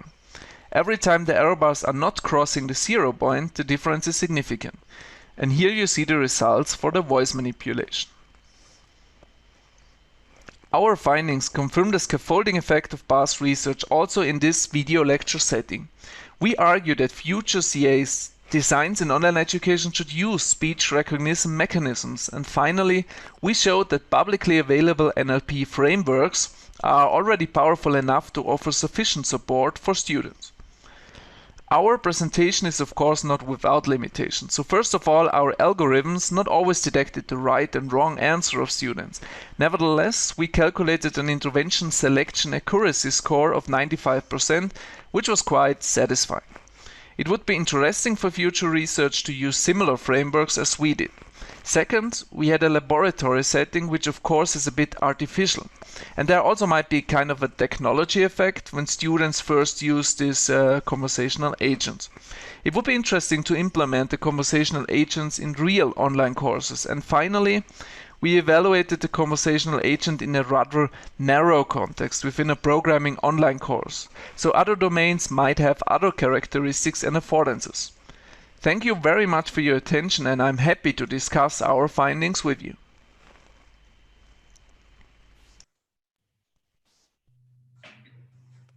So thank you so much. Give a round of applause to Rainer. Very good job. Thank you. So there's no questions come up yet, but please, everybody else, think and leave one for Rainer. And I can start with a question. This is not my area of expertise, so perhaps this is a slightly ridiculous question. But I was just wondering if you have had some kind of experience with thinking about how would you get educators to kind of input into Sarah? Like how would you onboard educators in training Sarah? Because I guess that would be a very specific task. Yeah, I think that would be the next step of this research. So first we wanted to find out if there's really an effect. So if they can have better learning outcomes with these conversational agents. And I think this is a very crucial point to bridge the gap between the pedagogical knowledge of the educators and also the technical knowledge. Yeah, I think we have to make it from a technical side, we have to make it very easy. So you can, for example, embed just some code and then it would work for the video. But of course, it's also very important to have a didactical design. So to see, okay, where does it make sense? How many interactions make sense? Something like that. And I think this is subject to future research then. Yeah. I was also thinking that your the scaffolding theory, that's a very specific type of kind of pedagogical theory, and perhaps not all teachers would align with it. So perhaps you'd have to first have some kind of onboarding in that way as well. I was thinking, would you agree? That's true. That's true. Yeah. I think we can also use these conversational agents not with a scaffolding approach, but maybe also just for simply ask question to repeat the content, the instructions. But yeah, for us it definitely makes sense to have this scaffolding approach. But of course, not every educator would say, yeah, I will use it. And then we got a question from Ahmet, if you'd like to unmute yourself and ask a question. Oh, thank you. I just typed it, but I was just wondering, how do you think different types of voice interaction, or do you think that actually different types of voice interaction, like we saw in one of the previous papers, whispering, for example, could contribute to learning through conversational agents, especially when you consider long-term and in the wild interaction or learning process? Mm-hmm. Very interesting question. I asked the same question myself. So for us, it was not very important because we had this short-term laboratory setting. So our voice was very synthetic, and we really expected that some feedbacks would be, okay, this is very synthetic. You can't compare it with a real human, something like that. But there was nearly no feedback about that, so it might not matter in the short run. But I think if you would use it for an online course, it would matter, because then it's more about building up a relationship with the tutor. And there, I would say it makes sense to have different types of voice, yeah, and also trust building voice styles.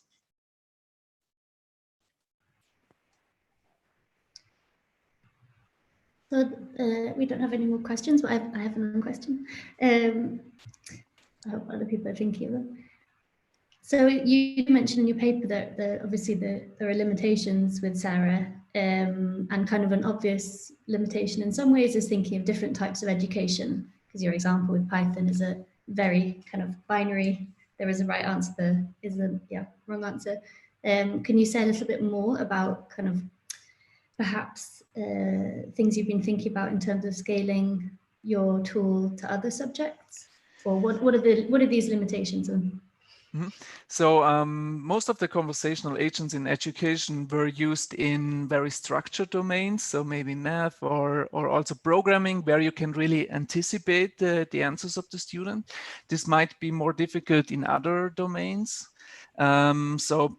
But I think with recent technical developments, we can also try to jump in these domains and also use conversational agents there. But I think nowadays limitations are here, and we are a bit bound to this very structured answers where we can really anticipate. So this might also be from a pedagogical side, this might be a limitation, because sometimes you just want to ask questions where you need a few sentences to answer that question, and this might be hard. Yeah. So I was even thinking about kind of design education, like, okay, could it work for a design education, this kind of tool where we've got so many different definitions for even the terms that we use that things would get quite complicated very quickly. That's true. Yeah. So I'm gonna, if we don't have any more questions, then I suppose we can have an early, oh, very good, Louise. Very good question. So I read a paper where they had a look at names of conversational agents, and there they said a very short female name would be a very good choice, but of course there's a lot of bias in there. I think it's just, I always called them Sarah, and I just like the name. Maybe that's the best reason. Really, Louise, can I ask you why you asked that question, or could you say a little bit more? I know your research is particularly positioned as a critique to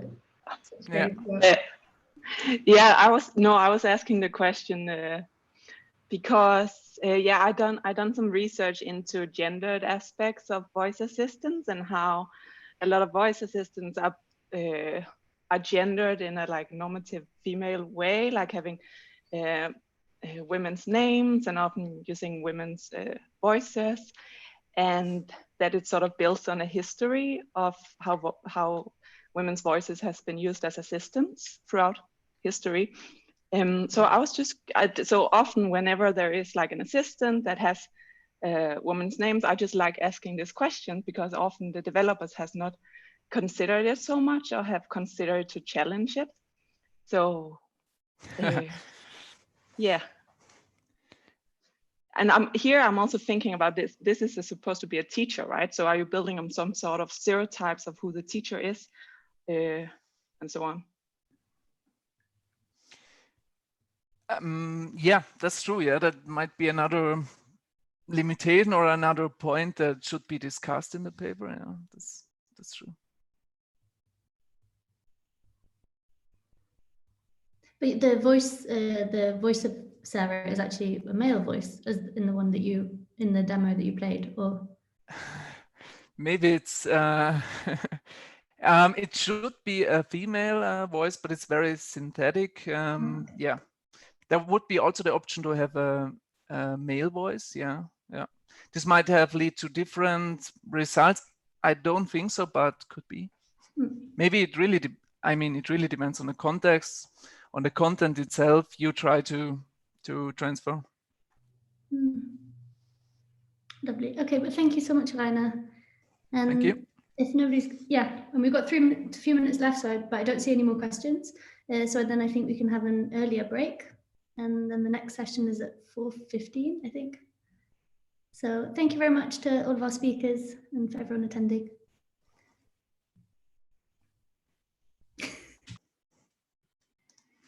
Thank you so much, Sarah, for sharing this so nicely.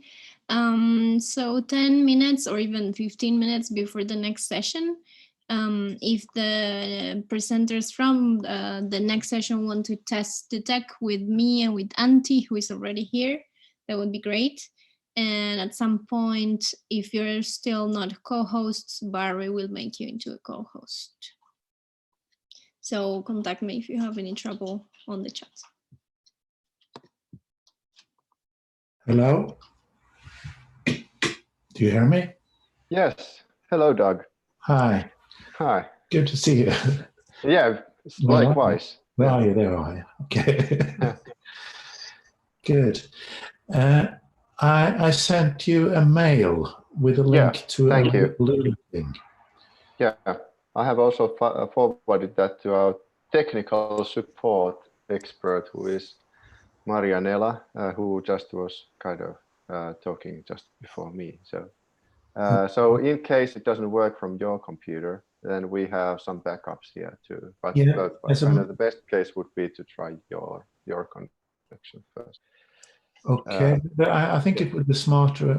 Okay, so you can then control it better. I mean, kind of if there's some kind of a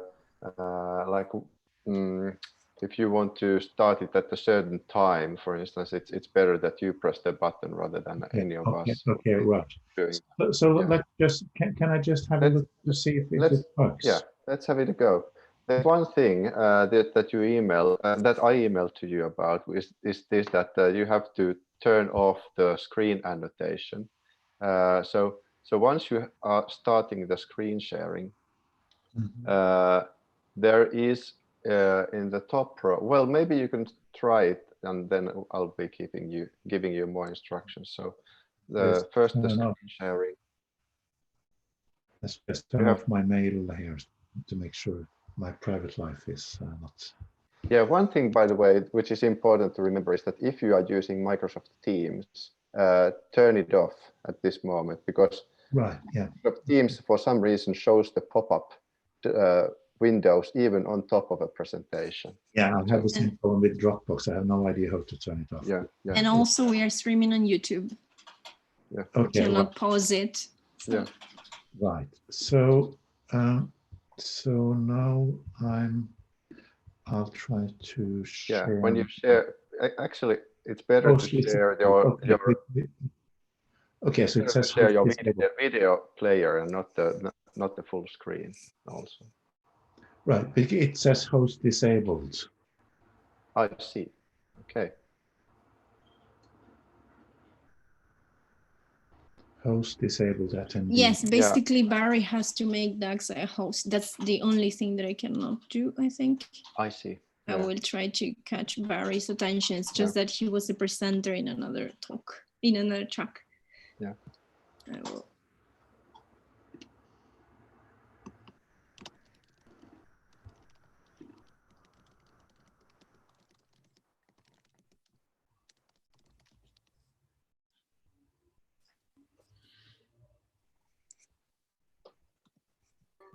Do you need me to add people as co-hosts now, yeah? Yes, Dax. Yes, please. Yeah, sorry, I for some reason I keep sort of changing name all the time. Now I'm me. Good. Yes. But there's more than one of you. Yes, Paulina. Yep, and Paulina. And Sandyar. But Barry, Sandyar is not here. Maybe Marie-Louise will present instead. Yeah, I think so. And Barry, can you make me also Antti as a co-host? Yes, sorry. Thanks. But is Loom integrated with Zoom in any way, or is it just? No, we just I just told the authors to use it, and it seems like lots of people are using it. So. Okay, so can I share my screen now? Yep. Let's do that. Okay. Then if there's a enable computer sound, that kind of a checkbox somewhere in the setup screen, turn that on. Sorry, if I can enable computer sound. I don't remember exact wording, but it should be there in the now you are sharing your full screen. Can you share the yes, this might be right. No problem. So what am I sharing now? We see your browser actually. Yeah, which should be fine. Hello, Hööks. I'm going to present a paper that I've written together with Louise from my TU in Copenhagen. And so did that fill the whole screen now? That was good because we could hear the voice. You just have to turn it to full screen, and then I think it works. Okay, so let's try again. Yeah, works. Okay, so we are all set on your case. There's one more thing that you have to remember, which is this thing that you have to make sure that your screen annotation is turned off. So in now when you are sharing, there's a row of buttons in the top of the screen. Okay. Kind of which are Zoom's controls, and from Zoom's controls there's I have heard, I can't test it now, but there's something like more where you can get more buttons, and from there you can disable screen annotations from other participants. Disable attendee annotations. Yes, exactly. Yes, yeah, we need to have that so that no one can draw on your presentation. Okay, that are written together with Louise from my team. So what do you see now? Do you see just my slides, or do you see also the Zoom stuff? We see only your slides, which is exactly what we want. Oh, excellent. Yeah. I should have, I feel like a newbie on this. We all are. Yeah. I hate this virus. We all do. Yeah. So we should maybe try the next speaker's setups as well. So if you close your screen sharing now, then we can maybe take Paulina's screen next.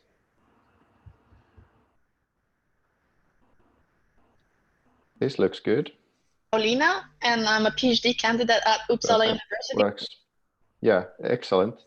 Did you find the controls for screen annotation settings as well?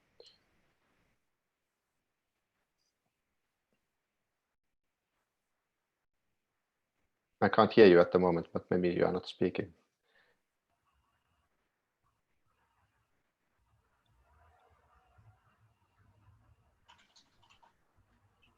Paulina, can you test your microphone by talking?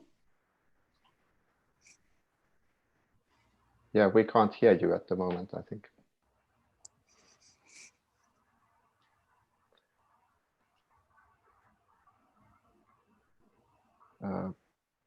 What if you turn, yes, exactly. I can't hear you, yeah. Yeah, you are not muted, but we can't hear you. Now? Yes. Now works. Yeah, my headset has a mute button on it and I accidentally pressed it. Yeah. And the volume is actually very high. Yeah. Oh, okay, let's Maybe your mic is very powerful. Yeah. Maybe it's made for streaming. Okay, now it's better. So did you find the control for turning off the, yes, perfect. So we are all set in your case. Then there's the third speaker. So is it Marie-Louise who is going to give a talk?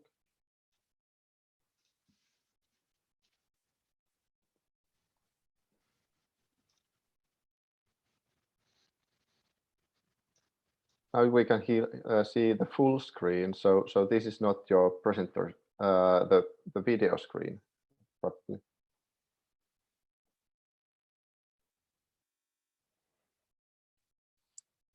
I will try again. Let me Yeah, see. so you first have to open the video player and then you can choose that from the screen share features.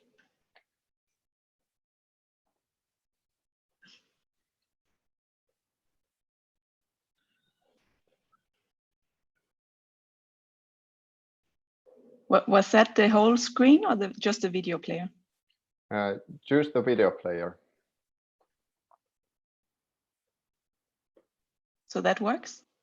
Right now we don't see anything yet, but we might be soon. I can try to play it again. Okay, let's do that.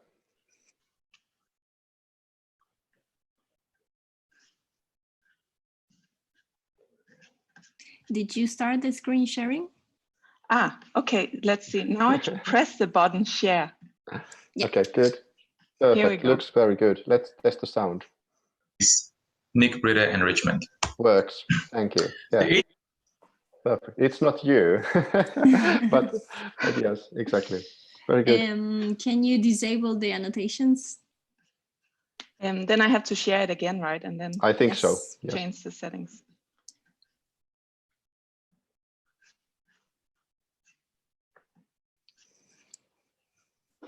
And where do I do that? Disable attendee annotation. Yes. Yes, exactly. Yeah. So that has to be disabled while you are playing the video. Yes. Yeah. What I would really like to test is now when the first presenter, I think it's Doug's, reshares, does it remember the configuration of disable annotations? That's what I would like to check. I think Doug is not there right now. Right now, I don't think so. I can try to share mine again. Yes. But you were, yeah. You were the last. I wanted to make a harder test, but it's okay. Well, Paulina seems to be there too. Hello, my name is Sanjar Kozubayev, and this is Expanding Modes of Reflection. Yeah, it says now it says enable annotations. Okay, so it's remembered. Yeah. Okay. Very good.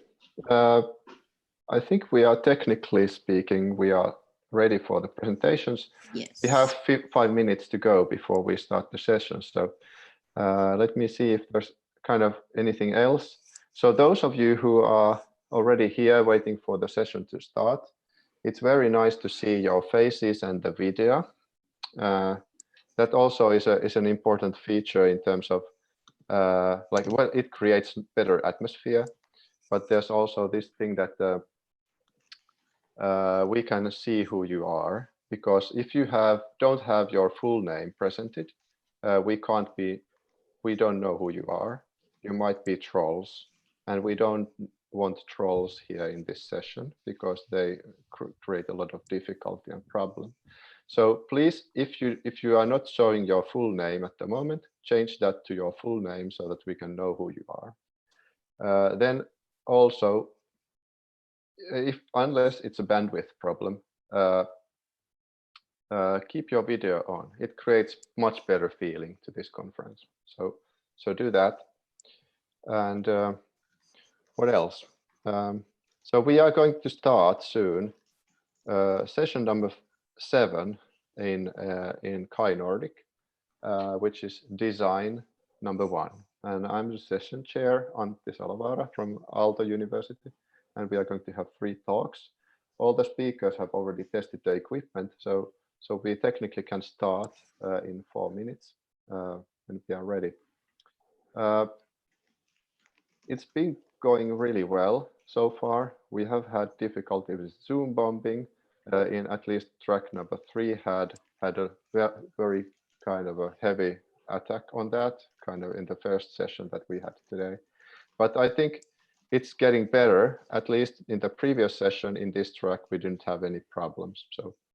So that was a very nice thing to notice. What I'm going to do is that I ask you not to ask your questions while the presentation is going, because that might jump in the, well, anyway, there's, it's hard to see who is asking first if the whole chat window fills up with lots of questions. It might also make it difficult to coordinate any of the kind of housekeeping things that we might have during the presentations. So only type your name if you have a question, and I will hand over the question to you when the time's ready. Okay, let's start in 2 minutes.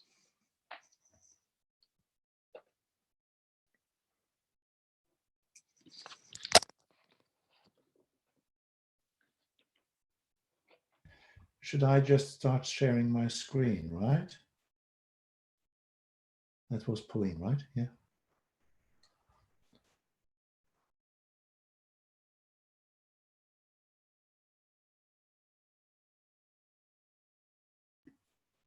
Okay.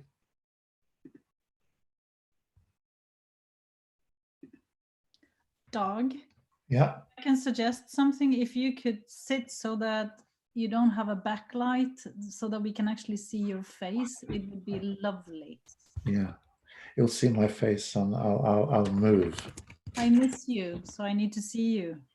Thank you. I'll move. I just have this super big screen, you know, display in my kitchen, so now I'm in a better place. Okay, good. So do you guys see my screen now? Okay. Yes, we do. Yeah. So then when you're ready, I'll press the play button. I think we are good to start. It's 14 past in my computer, but we don't really need to. We can get 1 more minute for questions if we start already now.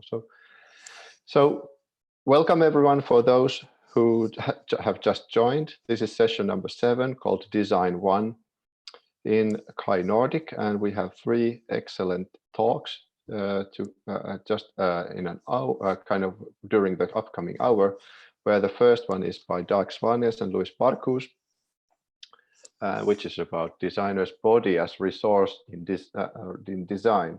And I think Dag is ready for giving the talk, so please, Dag, the floor is yours.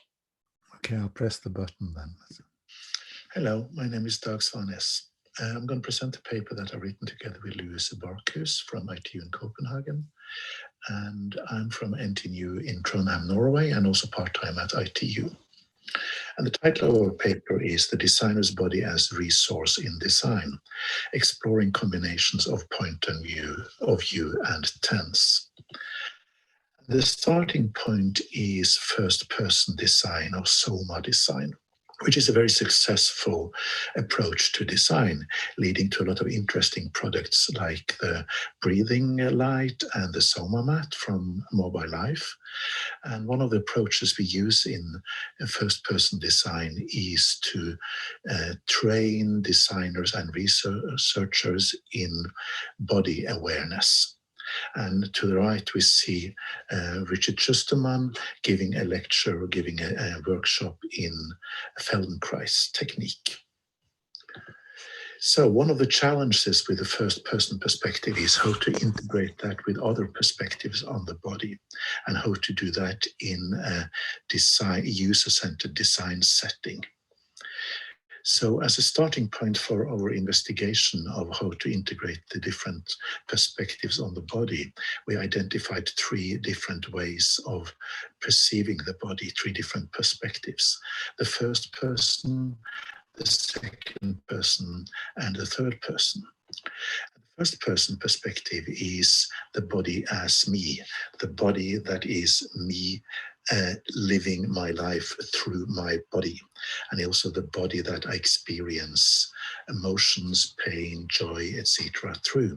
And it's also the body that I can learn to swim, learn to ride a bicycle, etc. So it is the body as me and the body as I experience being me. So that's the I. The second perspective is the you, the interpersonal body, the body as a social phenomenon, the body in interaction with other bodies. And as has been sort of quite evident lately, we have what is called mirror neurons that allow us to empathically experience what other people experience, that we have some kind of a direct access to other people's bodies through kinesthetic empathy. So that's the second person. The third person is the body as object. And this is more the scientific, the medical perspective on the body, and the aesthetic perspective on the body. It's the body that I see in the mirror, and it's the body that appears in my selfies and other people's selfies. So it's the body seen from outside. What is German then is called the Körper, which is different from the first person, which is called the Leib. And in addition to first person, second person, and third person, we also look at tense. So I can be aware of my body in the present, but I also can remember my body in the past, how it felt to be me. And I can imagine myself in the future and imagine how it will feel to be me in the future. Taken together, these two dimensions of point of view and tense give a 9-cell matrix of how to approach different ways of approaching the body. So I'm going to show this in a concrete example to make it sort of more easy to understand. So the first design case is design a master student actually that I worked with, working with a theater group. And the aim was to build mechanical ears for a red elephant character on stage for a child's play. And the aim was to make the actor a cyborg, to make these ears as natural for him as if he actually was born with ears. So when we went through the design process, so the first thing we did in the design process can be characterized as present third person. We designed from the outside in. So we looked at how the costume fitted onto the actor, and we designed gloves and the mechanics of the ears, and we tried them out. So here we see some of the ways we explored and made sure that the mechanics and all the Bluetooth communication and the Arduinos, etc. worked. So this is very much an engineering approach, which is the first cell. In the second cell, we tried it out ourselves. So that's the me present. So we explored how it felt to actually be an actor.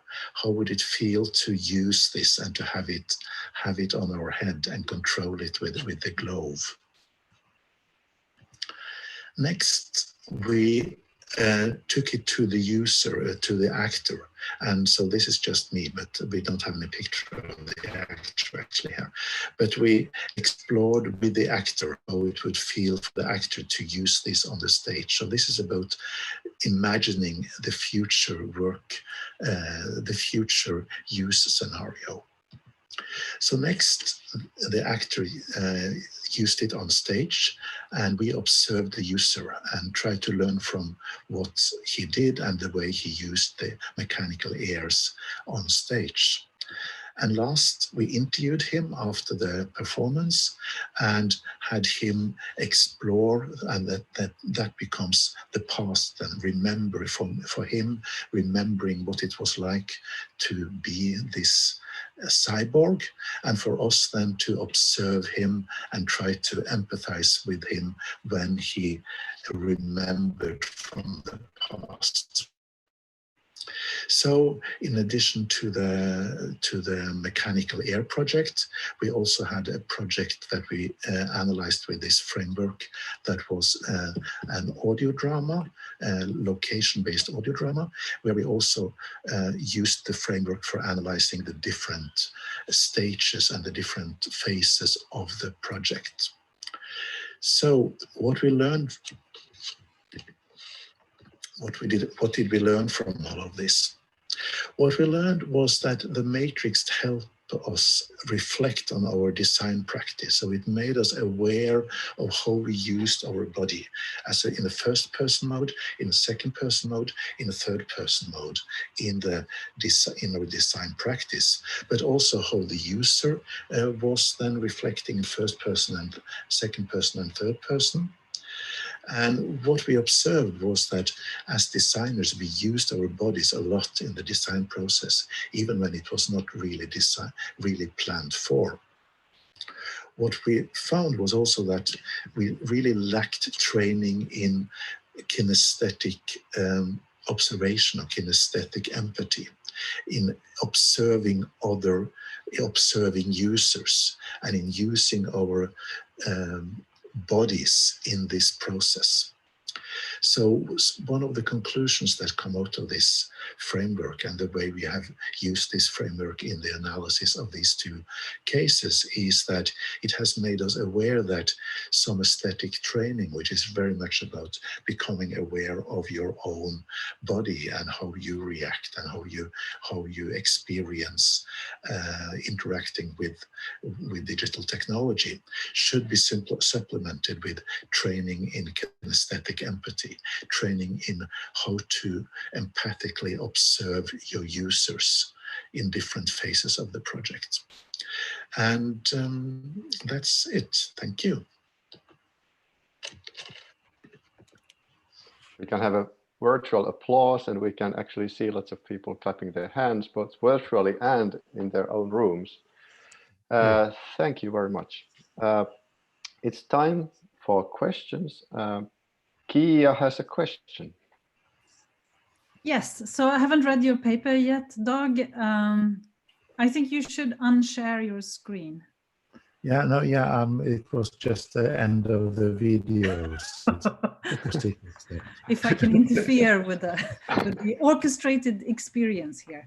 Anyway, I haven't read your paper yet, so I don't know whether you discussed this in your paper, but another big thing that you could compare the Soma design approach with designerly thinking is also in terms of not opening the design space repeatedly. So I don't know, did you consider that? Because that is you sort of hone one particular experience and then you spend ages building it, right? Rather than opening the design space and generating tons of ideas and this quick, fast, post-it note based kind of brainstorming. So did you write about that in your paper or? Not really. I mean, this is more about the triangle sort of, or the diamond sort of, where you are in the diamond of the design thinking, the double diamond model. Yes, exactly. So we didn't relate it explicitly back to that, no. So what do you say about your designing of the ears? Was it a? It was to a large extent. I mean, a lot of it was given by the by the play, by the actor, and what he wanted, and what the director wanted. So it wasn't that much of a sort of a design space in the first place, but it was a lot of design decisions to be made concerning how to get the right feel, and how big it should be, the fit in, he should fit, etc. But in this case, a lot was actually given, which is different from a lot of other projects. So, but yeah. Can I ask a follow-up question, Antti? Or of course. I think we have enough time. We have two questions queued up, but we have 9 minutes to go. So please. So I'm one of the few who have tried both your floppy ears, and I've also tried the tail. And to me, the tail made a lot of sense. There was a feedback loop in the tail that made it possible for me to feel when I was doing movements, how the tail was responding to that. With the ears, this was not the case. I don't see them, and I don't really feel connected to how they're moving. And the way I move them in the version I tried, I had to use my hand. And the connection between the movement of the hand and the movement of the ears was a bit, disconnected. So how do you see that, Yeah, and when we interviewed the actor afterwards, he had been doing, I think, 10 or 12 performances. And after a couple of performances, he really learned to sort of control them. And for him, it's much more about expression than impression. So it's about his dialogue, a way for him to be in dialogue with the audience. And in sort of, after 3 or 4 of the performances, he really learned to sort of play with it in the dialogue with the kids. So it became very much sort of a cyborg thing for him. But I think it took quite a lot of training for him to actually, for him to make it a natural extension of his body, to put it like that. So room for redesigning, maybe. Yeah, sure, but some things actually take time to learn. I mean, it takes time to learn how to ride a bike or drive a car. I mean, it's not, some things are simply just hard to learn, but when you learn them, learn to use it, it gives some benefits. But definitely the potential for improvement. Thank you, Doug. We need to move to the next question. Sarah. I have a question about kinesthetic empathy, because this isn't a phrase I've heard before, and I just wondered if you could say a little bit more about that, because from your presentation, it sounded as if that was going to be one of your contributions. It was more sort of pointing towards, in a way, than the contribution in itself. So it's more sort of that with this learning to. So you ask what it is, sort of.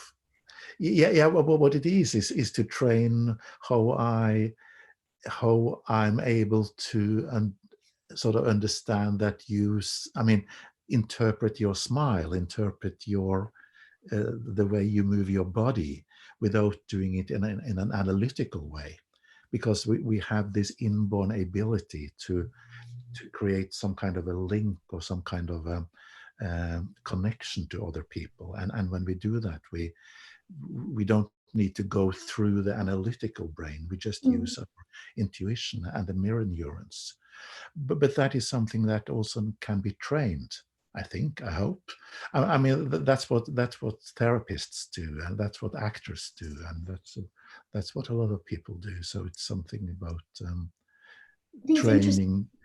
Yeah, I mean, it's interesting, if you come from a kind of phenomenological perspective, then the idea of training empathy is slightly kind of tautological, isn't it? Because from the phenomenological perspective, like it's all as perceived. And could you really get to a point where you'd say, like, now I've got what you mean when you do that movement? There's some truth in that movement, which I can understand through doing it. I just want you to talk about that a bit more. No, of course not. I mean, of course not. I mean, you can get close, and of course you need a dialogue, as with an interview, etc. You need a dialogue to get deeper into. So of course there's no way to really sort of be fully sort of empathic. I mean, but that's more of an ideal. But it's more to train it as a skill to be better at it, than at least than we. and it's something that I don't know. I mean, something that in a lot of cultures is simply de-skilled. I mean, we learn not to. I mean, that's what we learn when boys become men. We learn not to empathize. Thank you. Okay, and Charlotte, you had a question. Can you hear me? Yeah. Yes. Yeah, good. Yeah, because I also have a mute button on my headset. So I was sort of curious. I think it's a little bit what Kia was asking, how much you felt this framework helped you in coming up with ideas for the interaction. Because I also looked at the ears and I was thinking, why doesn't they, control your ears with your ear muscles so that you wave your ears and then you would wave the big ears and it would be really cool. So I was sort of, how much do you feel the framework helped you with coming up with new ideas on the interaction? So the framework came after the design project. Aha, okay. So it was a way of summarizing a lot of projects that we have been doing and try to come up with a framework for analyzing and from learning from these projects. So it's more of a learning experience, but hopefully in future projects we can use the framework for planning, or also try to fill all the cells. Do we make use of all these sort of possible ways of using the body? So and what kind of training should we have? Who should be trained in this and who should be trained in that? So it was more a sort of as a tool for reflection and planning, for reflection in this case, and hopefully for planning in the future. So I write it in the paper, but I should have said it in the presentation. Yeah.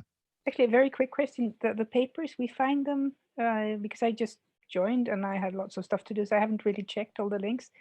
The papers can you find them easily on the web page, or where are they? Are they uploaded to Digital Library now, aren't they?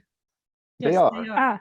Yeah. You can find it there. And there's a link from the program page of this conference that takes you directly to the digital library where you can download it. Okay, sorry. That's one of the quickest ways.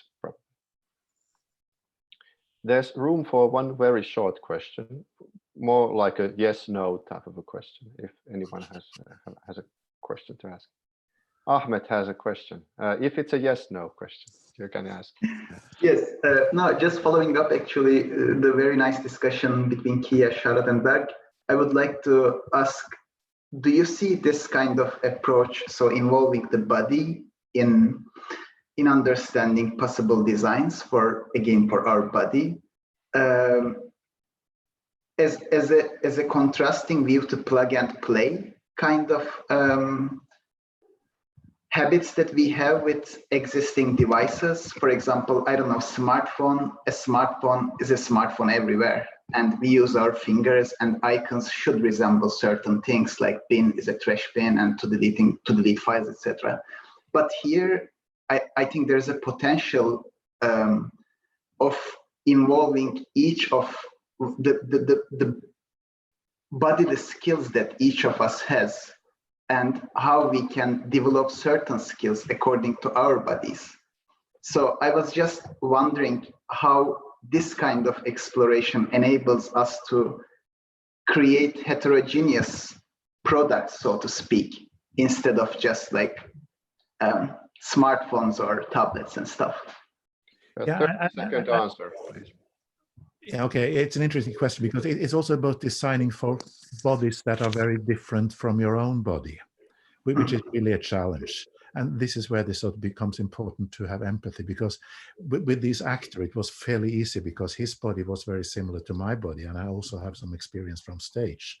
So I understood it very easily. But if you're designing for somebody with a totally different body or with totally different sort of gender, age, culture, etc., then it becomes much more important to have this second person perspective in addition to the first person and third person. So I'm not arguing for sort of just one of them. I'm arguing for having these as the different tools we have or perspectives that we use in combination.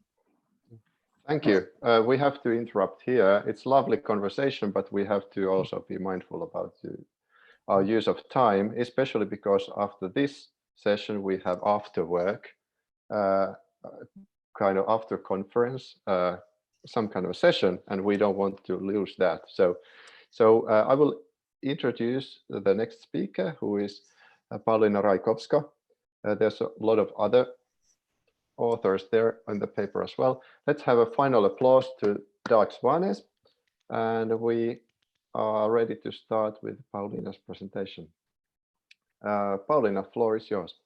Thank you. Hello, everyone. I'm going to share my video. This is my first Kai. I'm super excited, super stressed, just so everybody knows. Is the volume on my mic now okay, or should I lower it more? Good. Then let's do the sharing.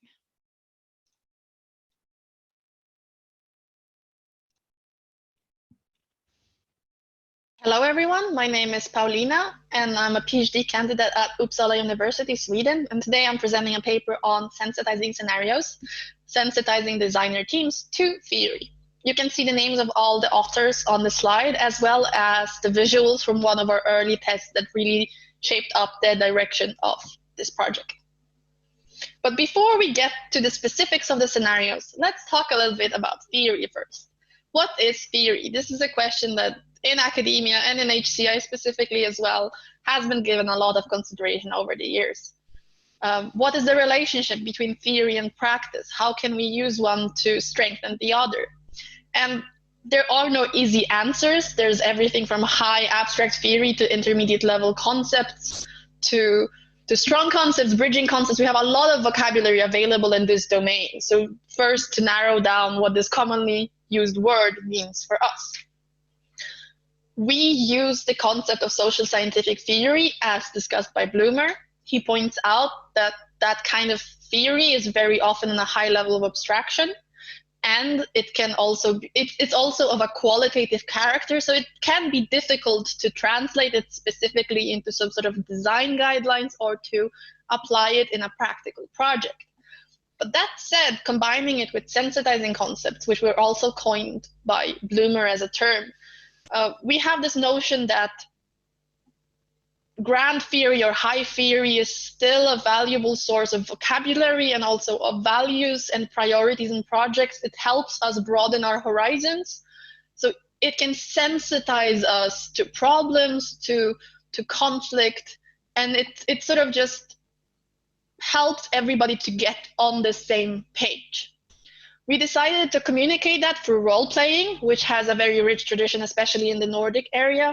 And the advantage of role-playing is that it relies on the participants empathizing with the roles they're assigned. So you really learn through doing, through interacting with others. So it's not just reading about theories, it's more about acting them out and seeing what can come out. And then all of this was part of a research through design process within the GIFT project, which is an initiative that just ended this winter that was about hybrid installations in museum context. So you will see that our scenarios address specifically the needs of museum and developers. So how did we even get to a proper scenario? First, we had to establish what would be a suitable format. In role-playing, you can do anything from a week-long medieval immersion to short 30-minute scenarios. And the opportunities are endless, so we really had to pore through it. And we were very inspired by the collection of scenarios, #feminism. So after that, we decided to test it with some of our consortium members and museum partners. And what we found out is that it's really important that the scenarios stay close to museum relevance and that they clearly and very explicitly almost connect to the theory. They have to be grounded in theory. So after that, we went back, we did some reworks, and then focused on point 3, contextual authenticity. This is something that was remarked on very early on, and that's also one of the feedbacks that came from the picture that I showed you on the first slide, that this has to feel like it is about our work practice, like it is something relatable for us, that the participants really have to feel like this isn't just a made up plaything. This represents something deeper, and it could be a real work situation. So right now we have 4 scenarios. The paper focuses on 2 of them that have been most tested. And as you can see, the structure for the scenarios, each of them is connected to a theoretical concept. So for example, the gift refers to gifting practices as considered in anthropology by Malinowski, for example. And it has a set of roles. It has instructions on how to time it, what to do, what kind of attitude your role should possess. There's some of the instructions in the paper, but you can also go online to find the scenarios and look through the actual procedure of running one yourself if you're interested. But then once we had that, once we developed the actual scenarios in the format, feeling that they're as contextually relevant as possible, we did proper full-scale testing with the museum and developer partners. One of the testing venues was the Jönköping Region Museum in Sweden, and then the second one is Museum of Yugoslavia in Serbia. So those are 2 of the partners that we've worked with. We held workshops where the scenarios were part of what was intended also to eventually turn into ideating and possibly figuring out the next stage of prototyping for the projects that were already ongoing. And this is one of the responses we got from the curators after interviewing them afterwards of what they thought of this experience. And this is, again, reflecting the focus on the contextual relevance and accuracy.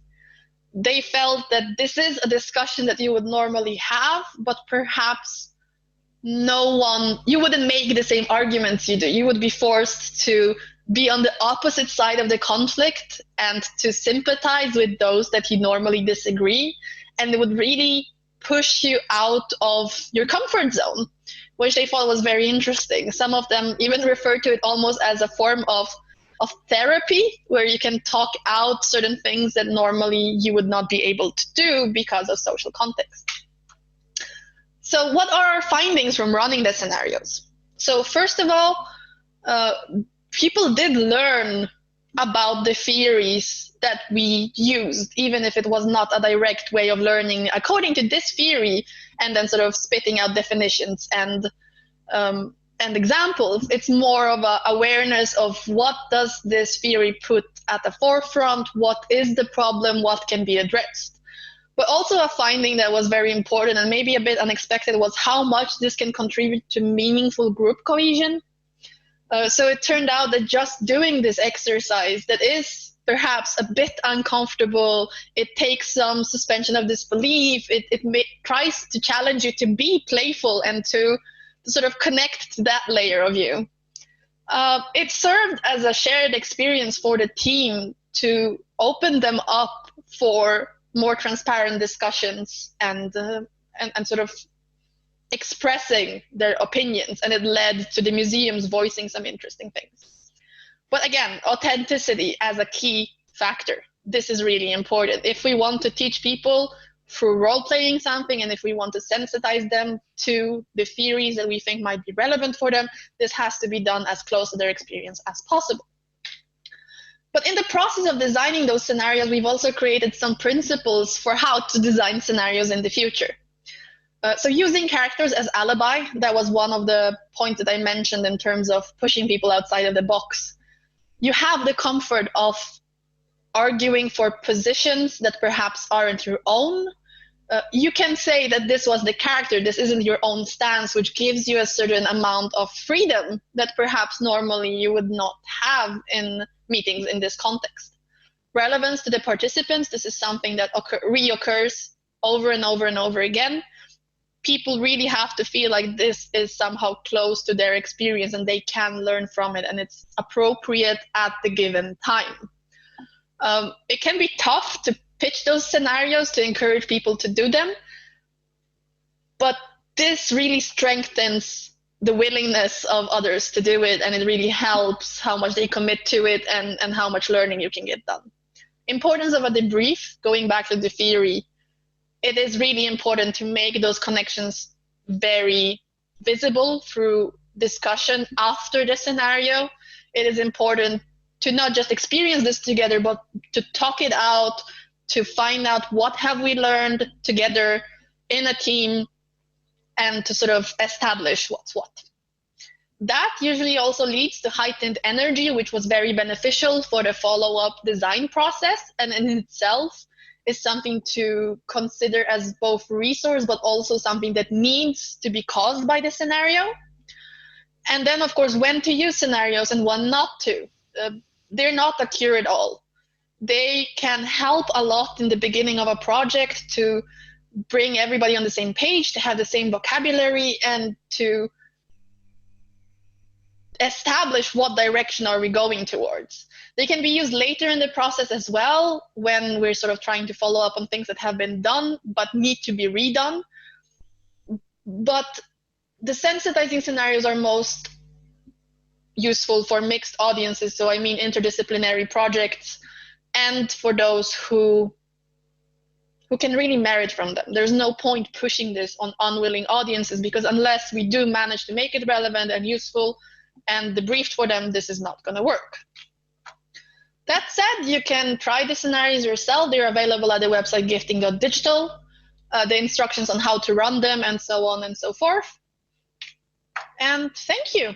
That's all for me. And once again, you can look at one of our early storytelling experiments that ended up in our team creating a museum exhibit called Brighton Bunny Burglary. Thank you for your attention. Thank you.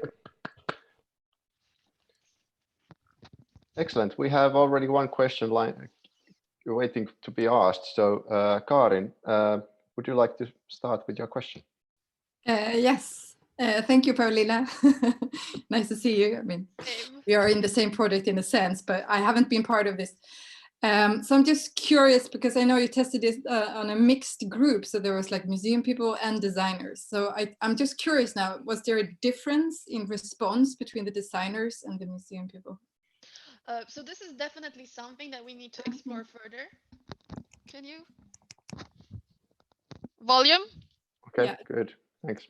Okay, so this is definitely one of the things that we need to explore further, because we do see a difference in response. But that difference also varies with the scenarios. So some scenarios are more about theories that museums are generally more familiar with. So for example, the concept of new museology wasn't anything surprising for the museum curators, while at the same time for designers, the perception of it was quite different. And then it's the other thing, when we do scenarios about playfulness, it's not that weird to sort of game designers that we're using this aspect, but then to museums it's sort of like, but where did this come from, and why is this happening?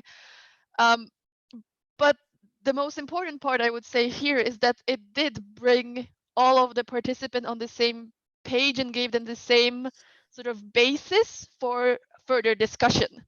So whether they had prior opinions on the theories or on the topics, now they sort of developed a shared understanding for doing, and it was really valuable. So there is definitely something in the different audiences and the different scenarios even, but we still don't fully know how it's gonna develop. So if any of you want to use the scenarios, just please let us know so we can follow up as well and get all that data and collaborate, because we think we will work with this further. Okay, thank you. Did that answer to your question, Karin? Very good. Okay. No one has queued for questions so far. Please keep on thinking. I have a question though, which is that it strikes me that it might sound a bit like preposterous to think that you are trying to educate designers about social theories. So it's a kind of creates a kind of a hierarchy of who knows and who doesn't know.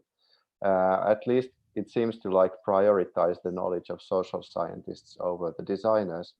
Have you considered that, and what kinds of suggestions would you have to avoid the feeling that designers might be feeling a bit intimidated by this approach? So I would say that in a sense it can be intimidating, and I would say that calling this social scientific theory is sort of the terminology from Bloomer, because I would say that it can be different kinds of theories in different scenarios, and this specific focus also came from our theoretical approach in the GIFT project itself. So it doesn't mean that sort of different kind of theories that come more specifically from HCI or even from harder sciences cannot be employed in that sense. But as I said, it is a bit of a struggle to actually pitch this to people, and also what you said about the designers. It's actually really fascinating because in my experience during the tests, the designers would sort of have this response, but this isn't theory, this is obvious. This is part of our practice, this is the thing we do, why are you calling this theory? And to me, this shows how, yes, of course, this is theory now, it used to be practice, we extrapolated it, it goes both ways. So sort of, I think part of this exercise is to try to make people less scared of theory. Okay, thanks. And Kia, you had a question. Yeah, so I was just wondering if you could expand a little bit on the felt experience of theory. I've always found role-playing extremely hard to do. And so entering into a theory and really feeling it, and going back to Dog's presentation about the lived experience of something. So how would you say that worked out? And are there things that you could tell us about how to make that happen? So there is definitely the part that I mentioned with the audience has to be willing. So we made a big point of this should not be pushed on people. We've actually during our workshop given some of the freedom to the participants to choose which scenario they want to play. And the thing is that there is this argument we are really trying to figure out is to what extent theory is something separate that we apply, and to what extent it is just part of us. So as in the paper we write that social scientific theory specifically is very confusing or complicated in that sense that we are all humans, we all have experience of being humans. So sort of talking to people about gifting as a theory seems very weird since this is something we all do. So I think that maybe this isn't even about making people feel something new. It's about recontextualizing what they already have access to by putting this new framing on it, if that answers your question. You can just keep asking. A follow-up question is like, if so of course there are certain things that are sort of deeply human, and it's not so hard to enact them, but the whole point is perhaps also to get access to those experiences that are not everyday experiences or culturally inaccessible to me, or to my body, to myself, gender, blah blah blah, all of these things, as like the felt experience of doing something and going deeply into that. I just find to make theory lived in that sense to be a very evocative and problematic idea. I don't know. So that was where my question was. So to respond to that, I think we are not making an argument that role-playing can help you on a personal level relate to the theory in that sort of embodied way that includes your gender and everything. Of course, the scenarios are simplifications of certain phenomena, and if you will look at some of them, they push for things that are common experiences, for example, in museums, that are things that we assume on average most people have been to a museum once and they have a point of relation to it. So we are not pushing this to explore things that might be very difficult to imagine. It's more relying on the expertise that people already have, and also specifically working with both designers who develop for museums and museum curators. Those are people that can very much relate to it, and that's again coming back to that contextual relevance. That connection, we cannot sort of put it in their heads. They need to have it from the start in some regard, but we can recontextualize it, make it more critical, and bring them closer together and make the group more cohesive. Thank you. We have to move on. Thanks again for very nice questions, very good answers too. Let's have an applause to Paulina and the author team. And we have our third speaker. Here we have an interesting setup. Sanjar will be talking on video, but Marie-Louise will be answering the question and launching the video. So Marie, you can start. Yes, I will launch the video. So thank you all for still being here. I will present Sanjar on your screen. And luckily, we also have a few other co-authors with us in this Zoom room. So that's actually a very, very nice. So let me share my screen.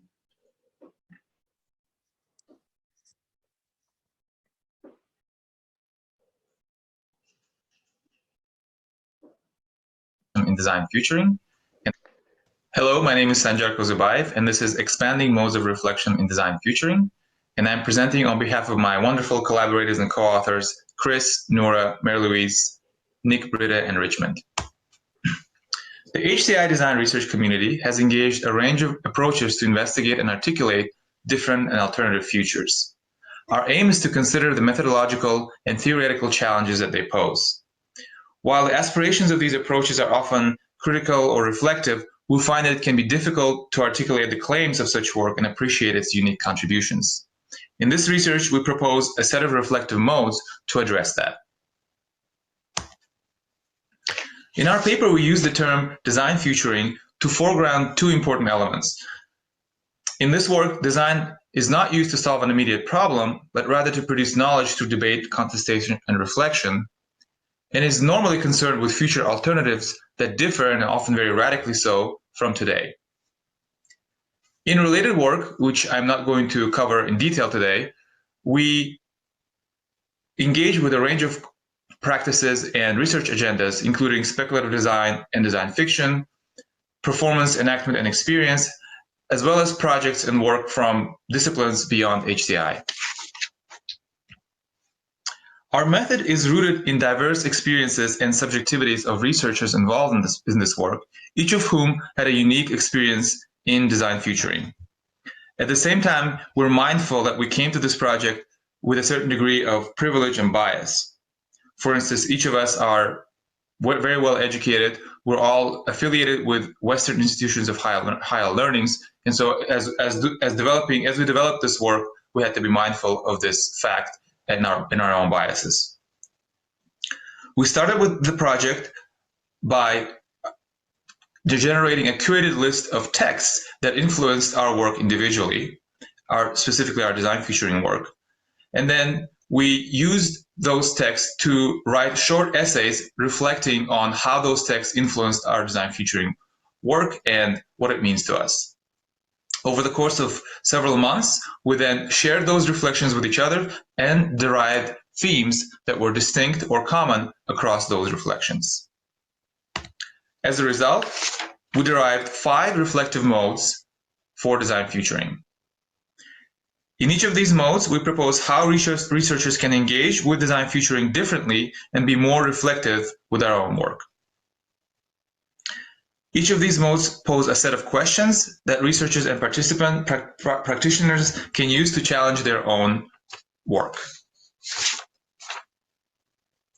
In the interest of time, we'll only focus on 2 modes today, temporal representations and engaging with the real world, but we encourage you to read the paper to find out more about the others. First, temporal representations. This mode attends to the material, mental, social representations of the future and how they shape design featuring. We draw on research from STS and anthropology, and we argue that specific temporal representations influence specific framings of the future and the researchers as well as participants' subject positions towards it. Our first example is the future scone, of which there are very, very many variations, as you can see from a recent Google image search, but they're quite consistent across each other. It looks like a cone radiating from the left to the right, and it reduces a certain nuance into the different kinds of futures that are possible, plausible, probable, and preferable. But at the same time, it has a certain Western English-speaking bias with the fact that it progresses from left to right, the fact that it also starts with a common point and assumes that there's a certain shared present and sort of obscures complexities of historical context as well as the diversity of situatedness of different presents. This representation of the future and its widespread use in design futuring illustrates how cultural and linguistic conventions can embed themselves even in those discourses that attempt to be critical, pluralistic, or self-reflective. To illustrate this point, we turn to anthropology, specifically the Aymara language, which is the language of the people living in the Andes region. It's spoken by over 1 million people, and it's one of the official languages of Bolivia.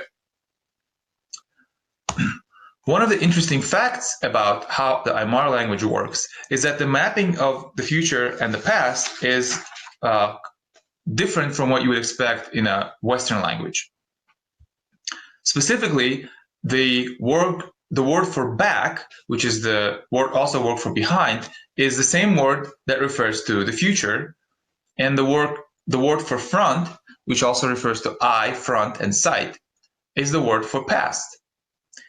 What's also interesting is that this mapping is not just linguistic, it's also gestural. So when the Aymara speakers refer to the future, they would gesture backward, and when they refer to the past, they'll gesture forward. This example shows how fundamental concepts such as temporal reasoning can get shaped in specific ways to generate cultural variability. And we bring up this example to show that conceptual frameworks of the future are culturally situated, and attending to these dimensions of temporal reasoning in design futuring projects can help contest and reimagine them in productive and creative ways. The next mode is engaging with the real world. This mode encourages researchers engaging in speculative practice and future-oriented design work to consider how their work engages with and ultimately impacts the real world, from conception to outcome. We're not suggesting here that design futuring always requires some sort of a direct participation to be valuable. The goal of this reflective mode is to broaden the scope of what engagement with the real world actually means. So first, we need to consider how we as researchers can better involve people, individuals, and organizations to engage in speculative research. And the challenge here for researchers is to curate such engagements that present deep and compelling futures which remain open to be shaped by others. So we refer to such notions as co-speculation, cultural commentators, and trajectories. And one of the examples that was useful for us is Data Catcher by Gaver et al., which uses this object, a digitally connected object, that allows a participant to engage with urban data in a specific situated way. Second, we need to consider the longer-term impact that speculative artifacts carry after they're produced and distributed, and how they might affect real-world practices and communities. What's notable here that speculations often skirt boundaries of fake and real, and so design futuring, especially when it's aimed at critique, can be all the more compelling for inviting an audience to question reality. For example, here, the project called Period Share by Søndergaard et al. Creates this fictionalized service and a company that started off as a Kickstarter funding campaign, but was also presented as a fictitious company at venues like trade shows. Doing such research ethically and responsibly requires considerable care, reflection, and control of the context in which such work is encountered.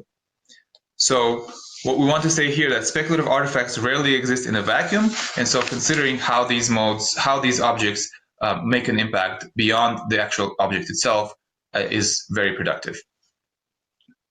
Hopefully these two modes gives you an idea of how you might use it in your own work, but we envisage the proposed reflective modes these modes can serve as productive resources for design futuring researchers in at least 3 ways. You can analyze the work, your own work, past work, or future work. You can articulate the work. You can articulate it for for its contributions. You can articulate limitations and design choices, or the impact of the work beyond a single publication. Third, we suggest that the reflective modes can be generative. You can generate new ideas, new questions, introduce new nuance to ongoing projects, and so on. Finally, I wanted to say that we do not intend for these reflective modes to be an exhaustive set or to serve as some sort of a mandatory checklist. Rather, our goal is to contribute these reflective modes in the spirit of open-ended generativity and to help future-oriented HCI approaches continue to grow, strengthen, and deepen their practices and accountabilities. Thank you for your attention.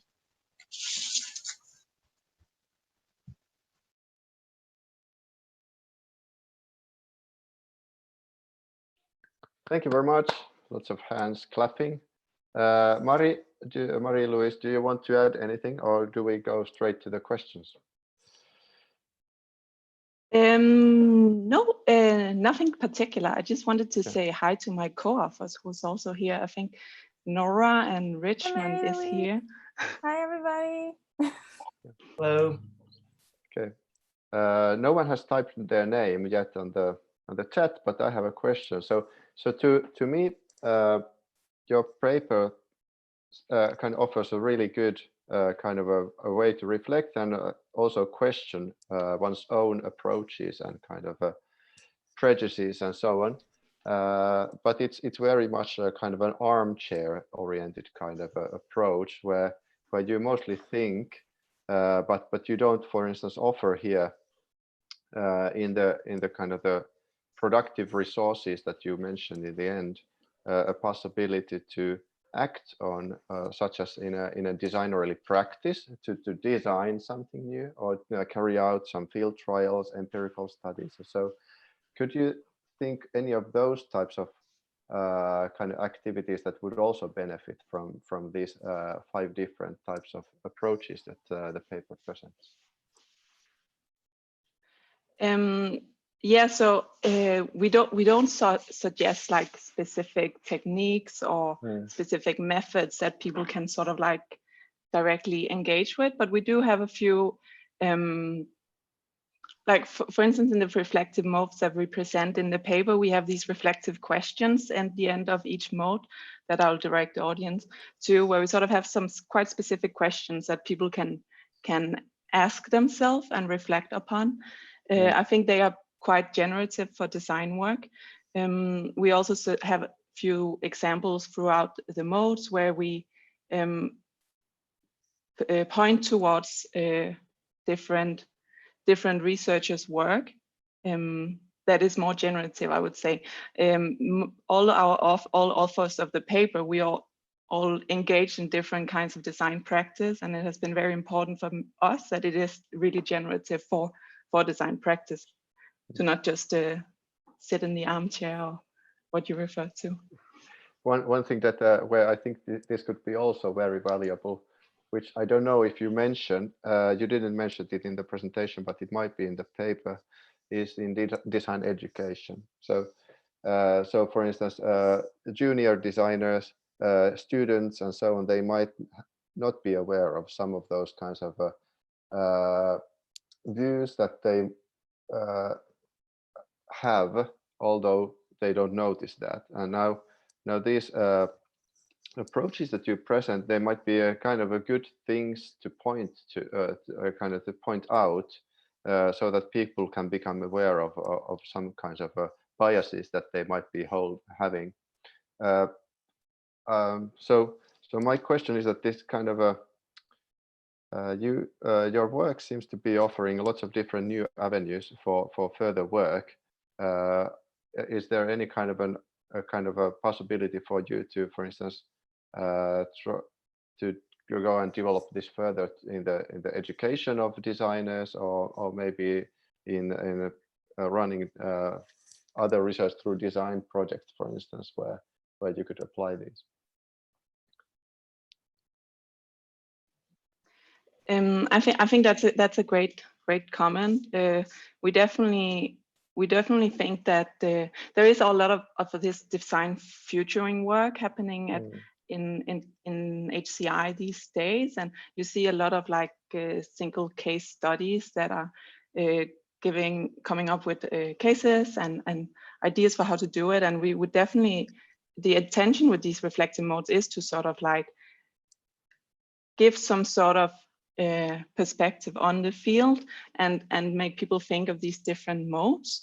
And I can definitely see if you're developing a design futuring course in an educational settings that you can have specific lectures or seminars relating to each of these modes in order to really go into depth with them. Yeah, Richmond and Nora, please fill in for me as well. Oh no, I think that's great. Yeah, and I think so. That's a really nice question too. Thank you. Yeah, and I think, you know, it could be all 5 of them, or even just trying out 1 or 2. You know, the different you know, if one of the themes, you know, like designerly form giving is one that I really care about personally. You know, even just looking at one of them and then asking some of the reflective questions of one's own practice. And I hope through the paper, a lot of the designs that we kind of poke at, we're like, well, you know, in this project, the authors of that project could have reflected more on these questions. You know, 90% of the time in the paper, those are actually our projects that we're poking at. So I hope that it'll give some example of how it can be used as part of a kind of ongoing design practice. And also I just wanted to add, it's largely a synthesis paper, like a lot of the kind of reflective modes that we're talking about. Of course, other people are also talking about them. And we tried to bring in many, many different designers who are already thinking in those areas and just kind of put them in conversation with each other. Great. Sarah, do you have a question? I wondered if you had any big arguments in the process of writing this paper, or was there anything in particular that you all disagreed on or that was particularly juicy?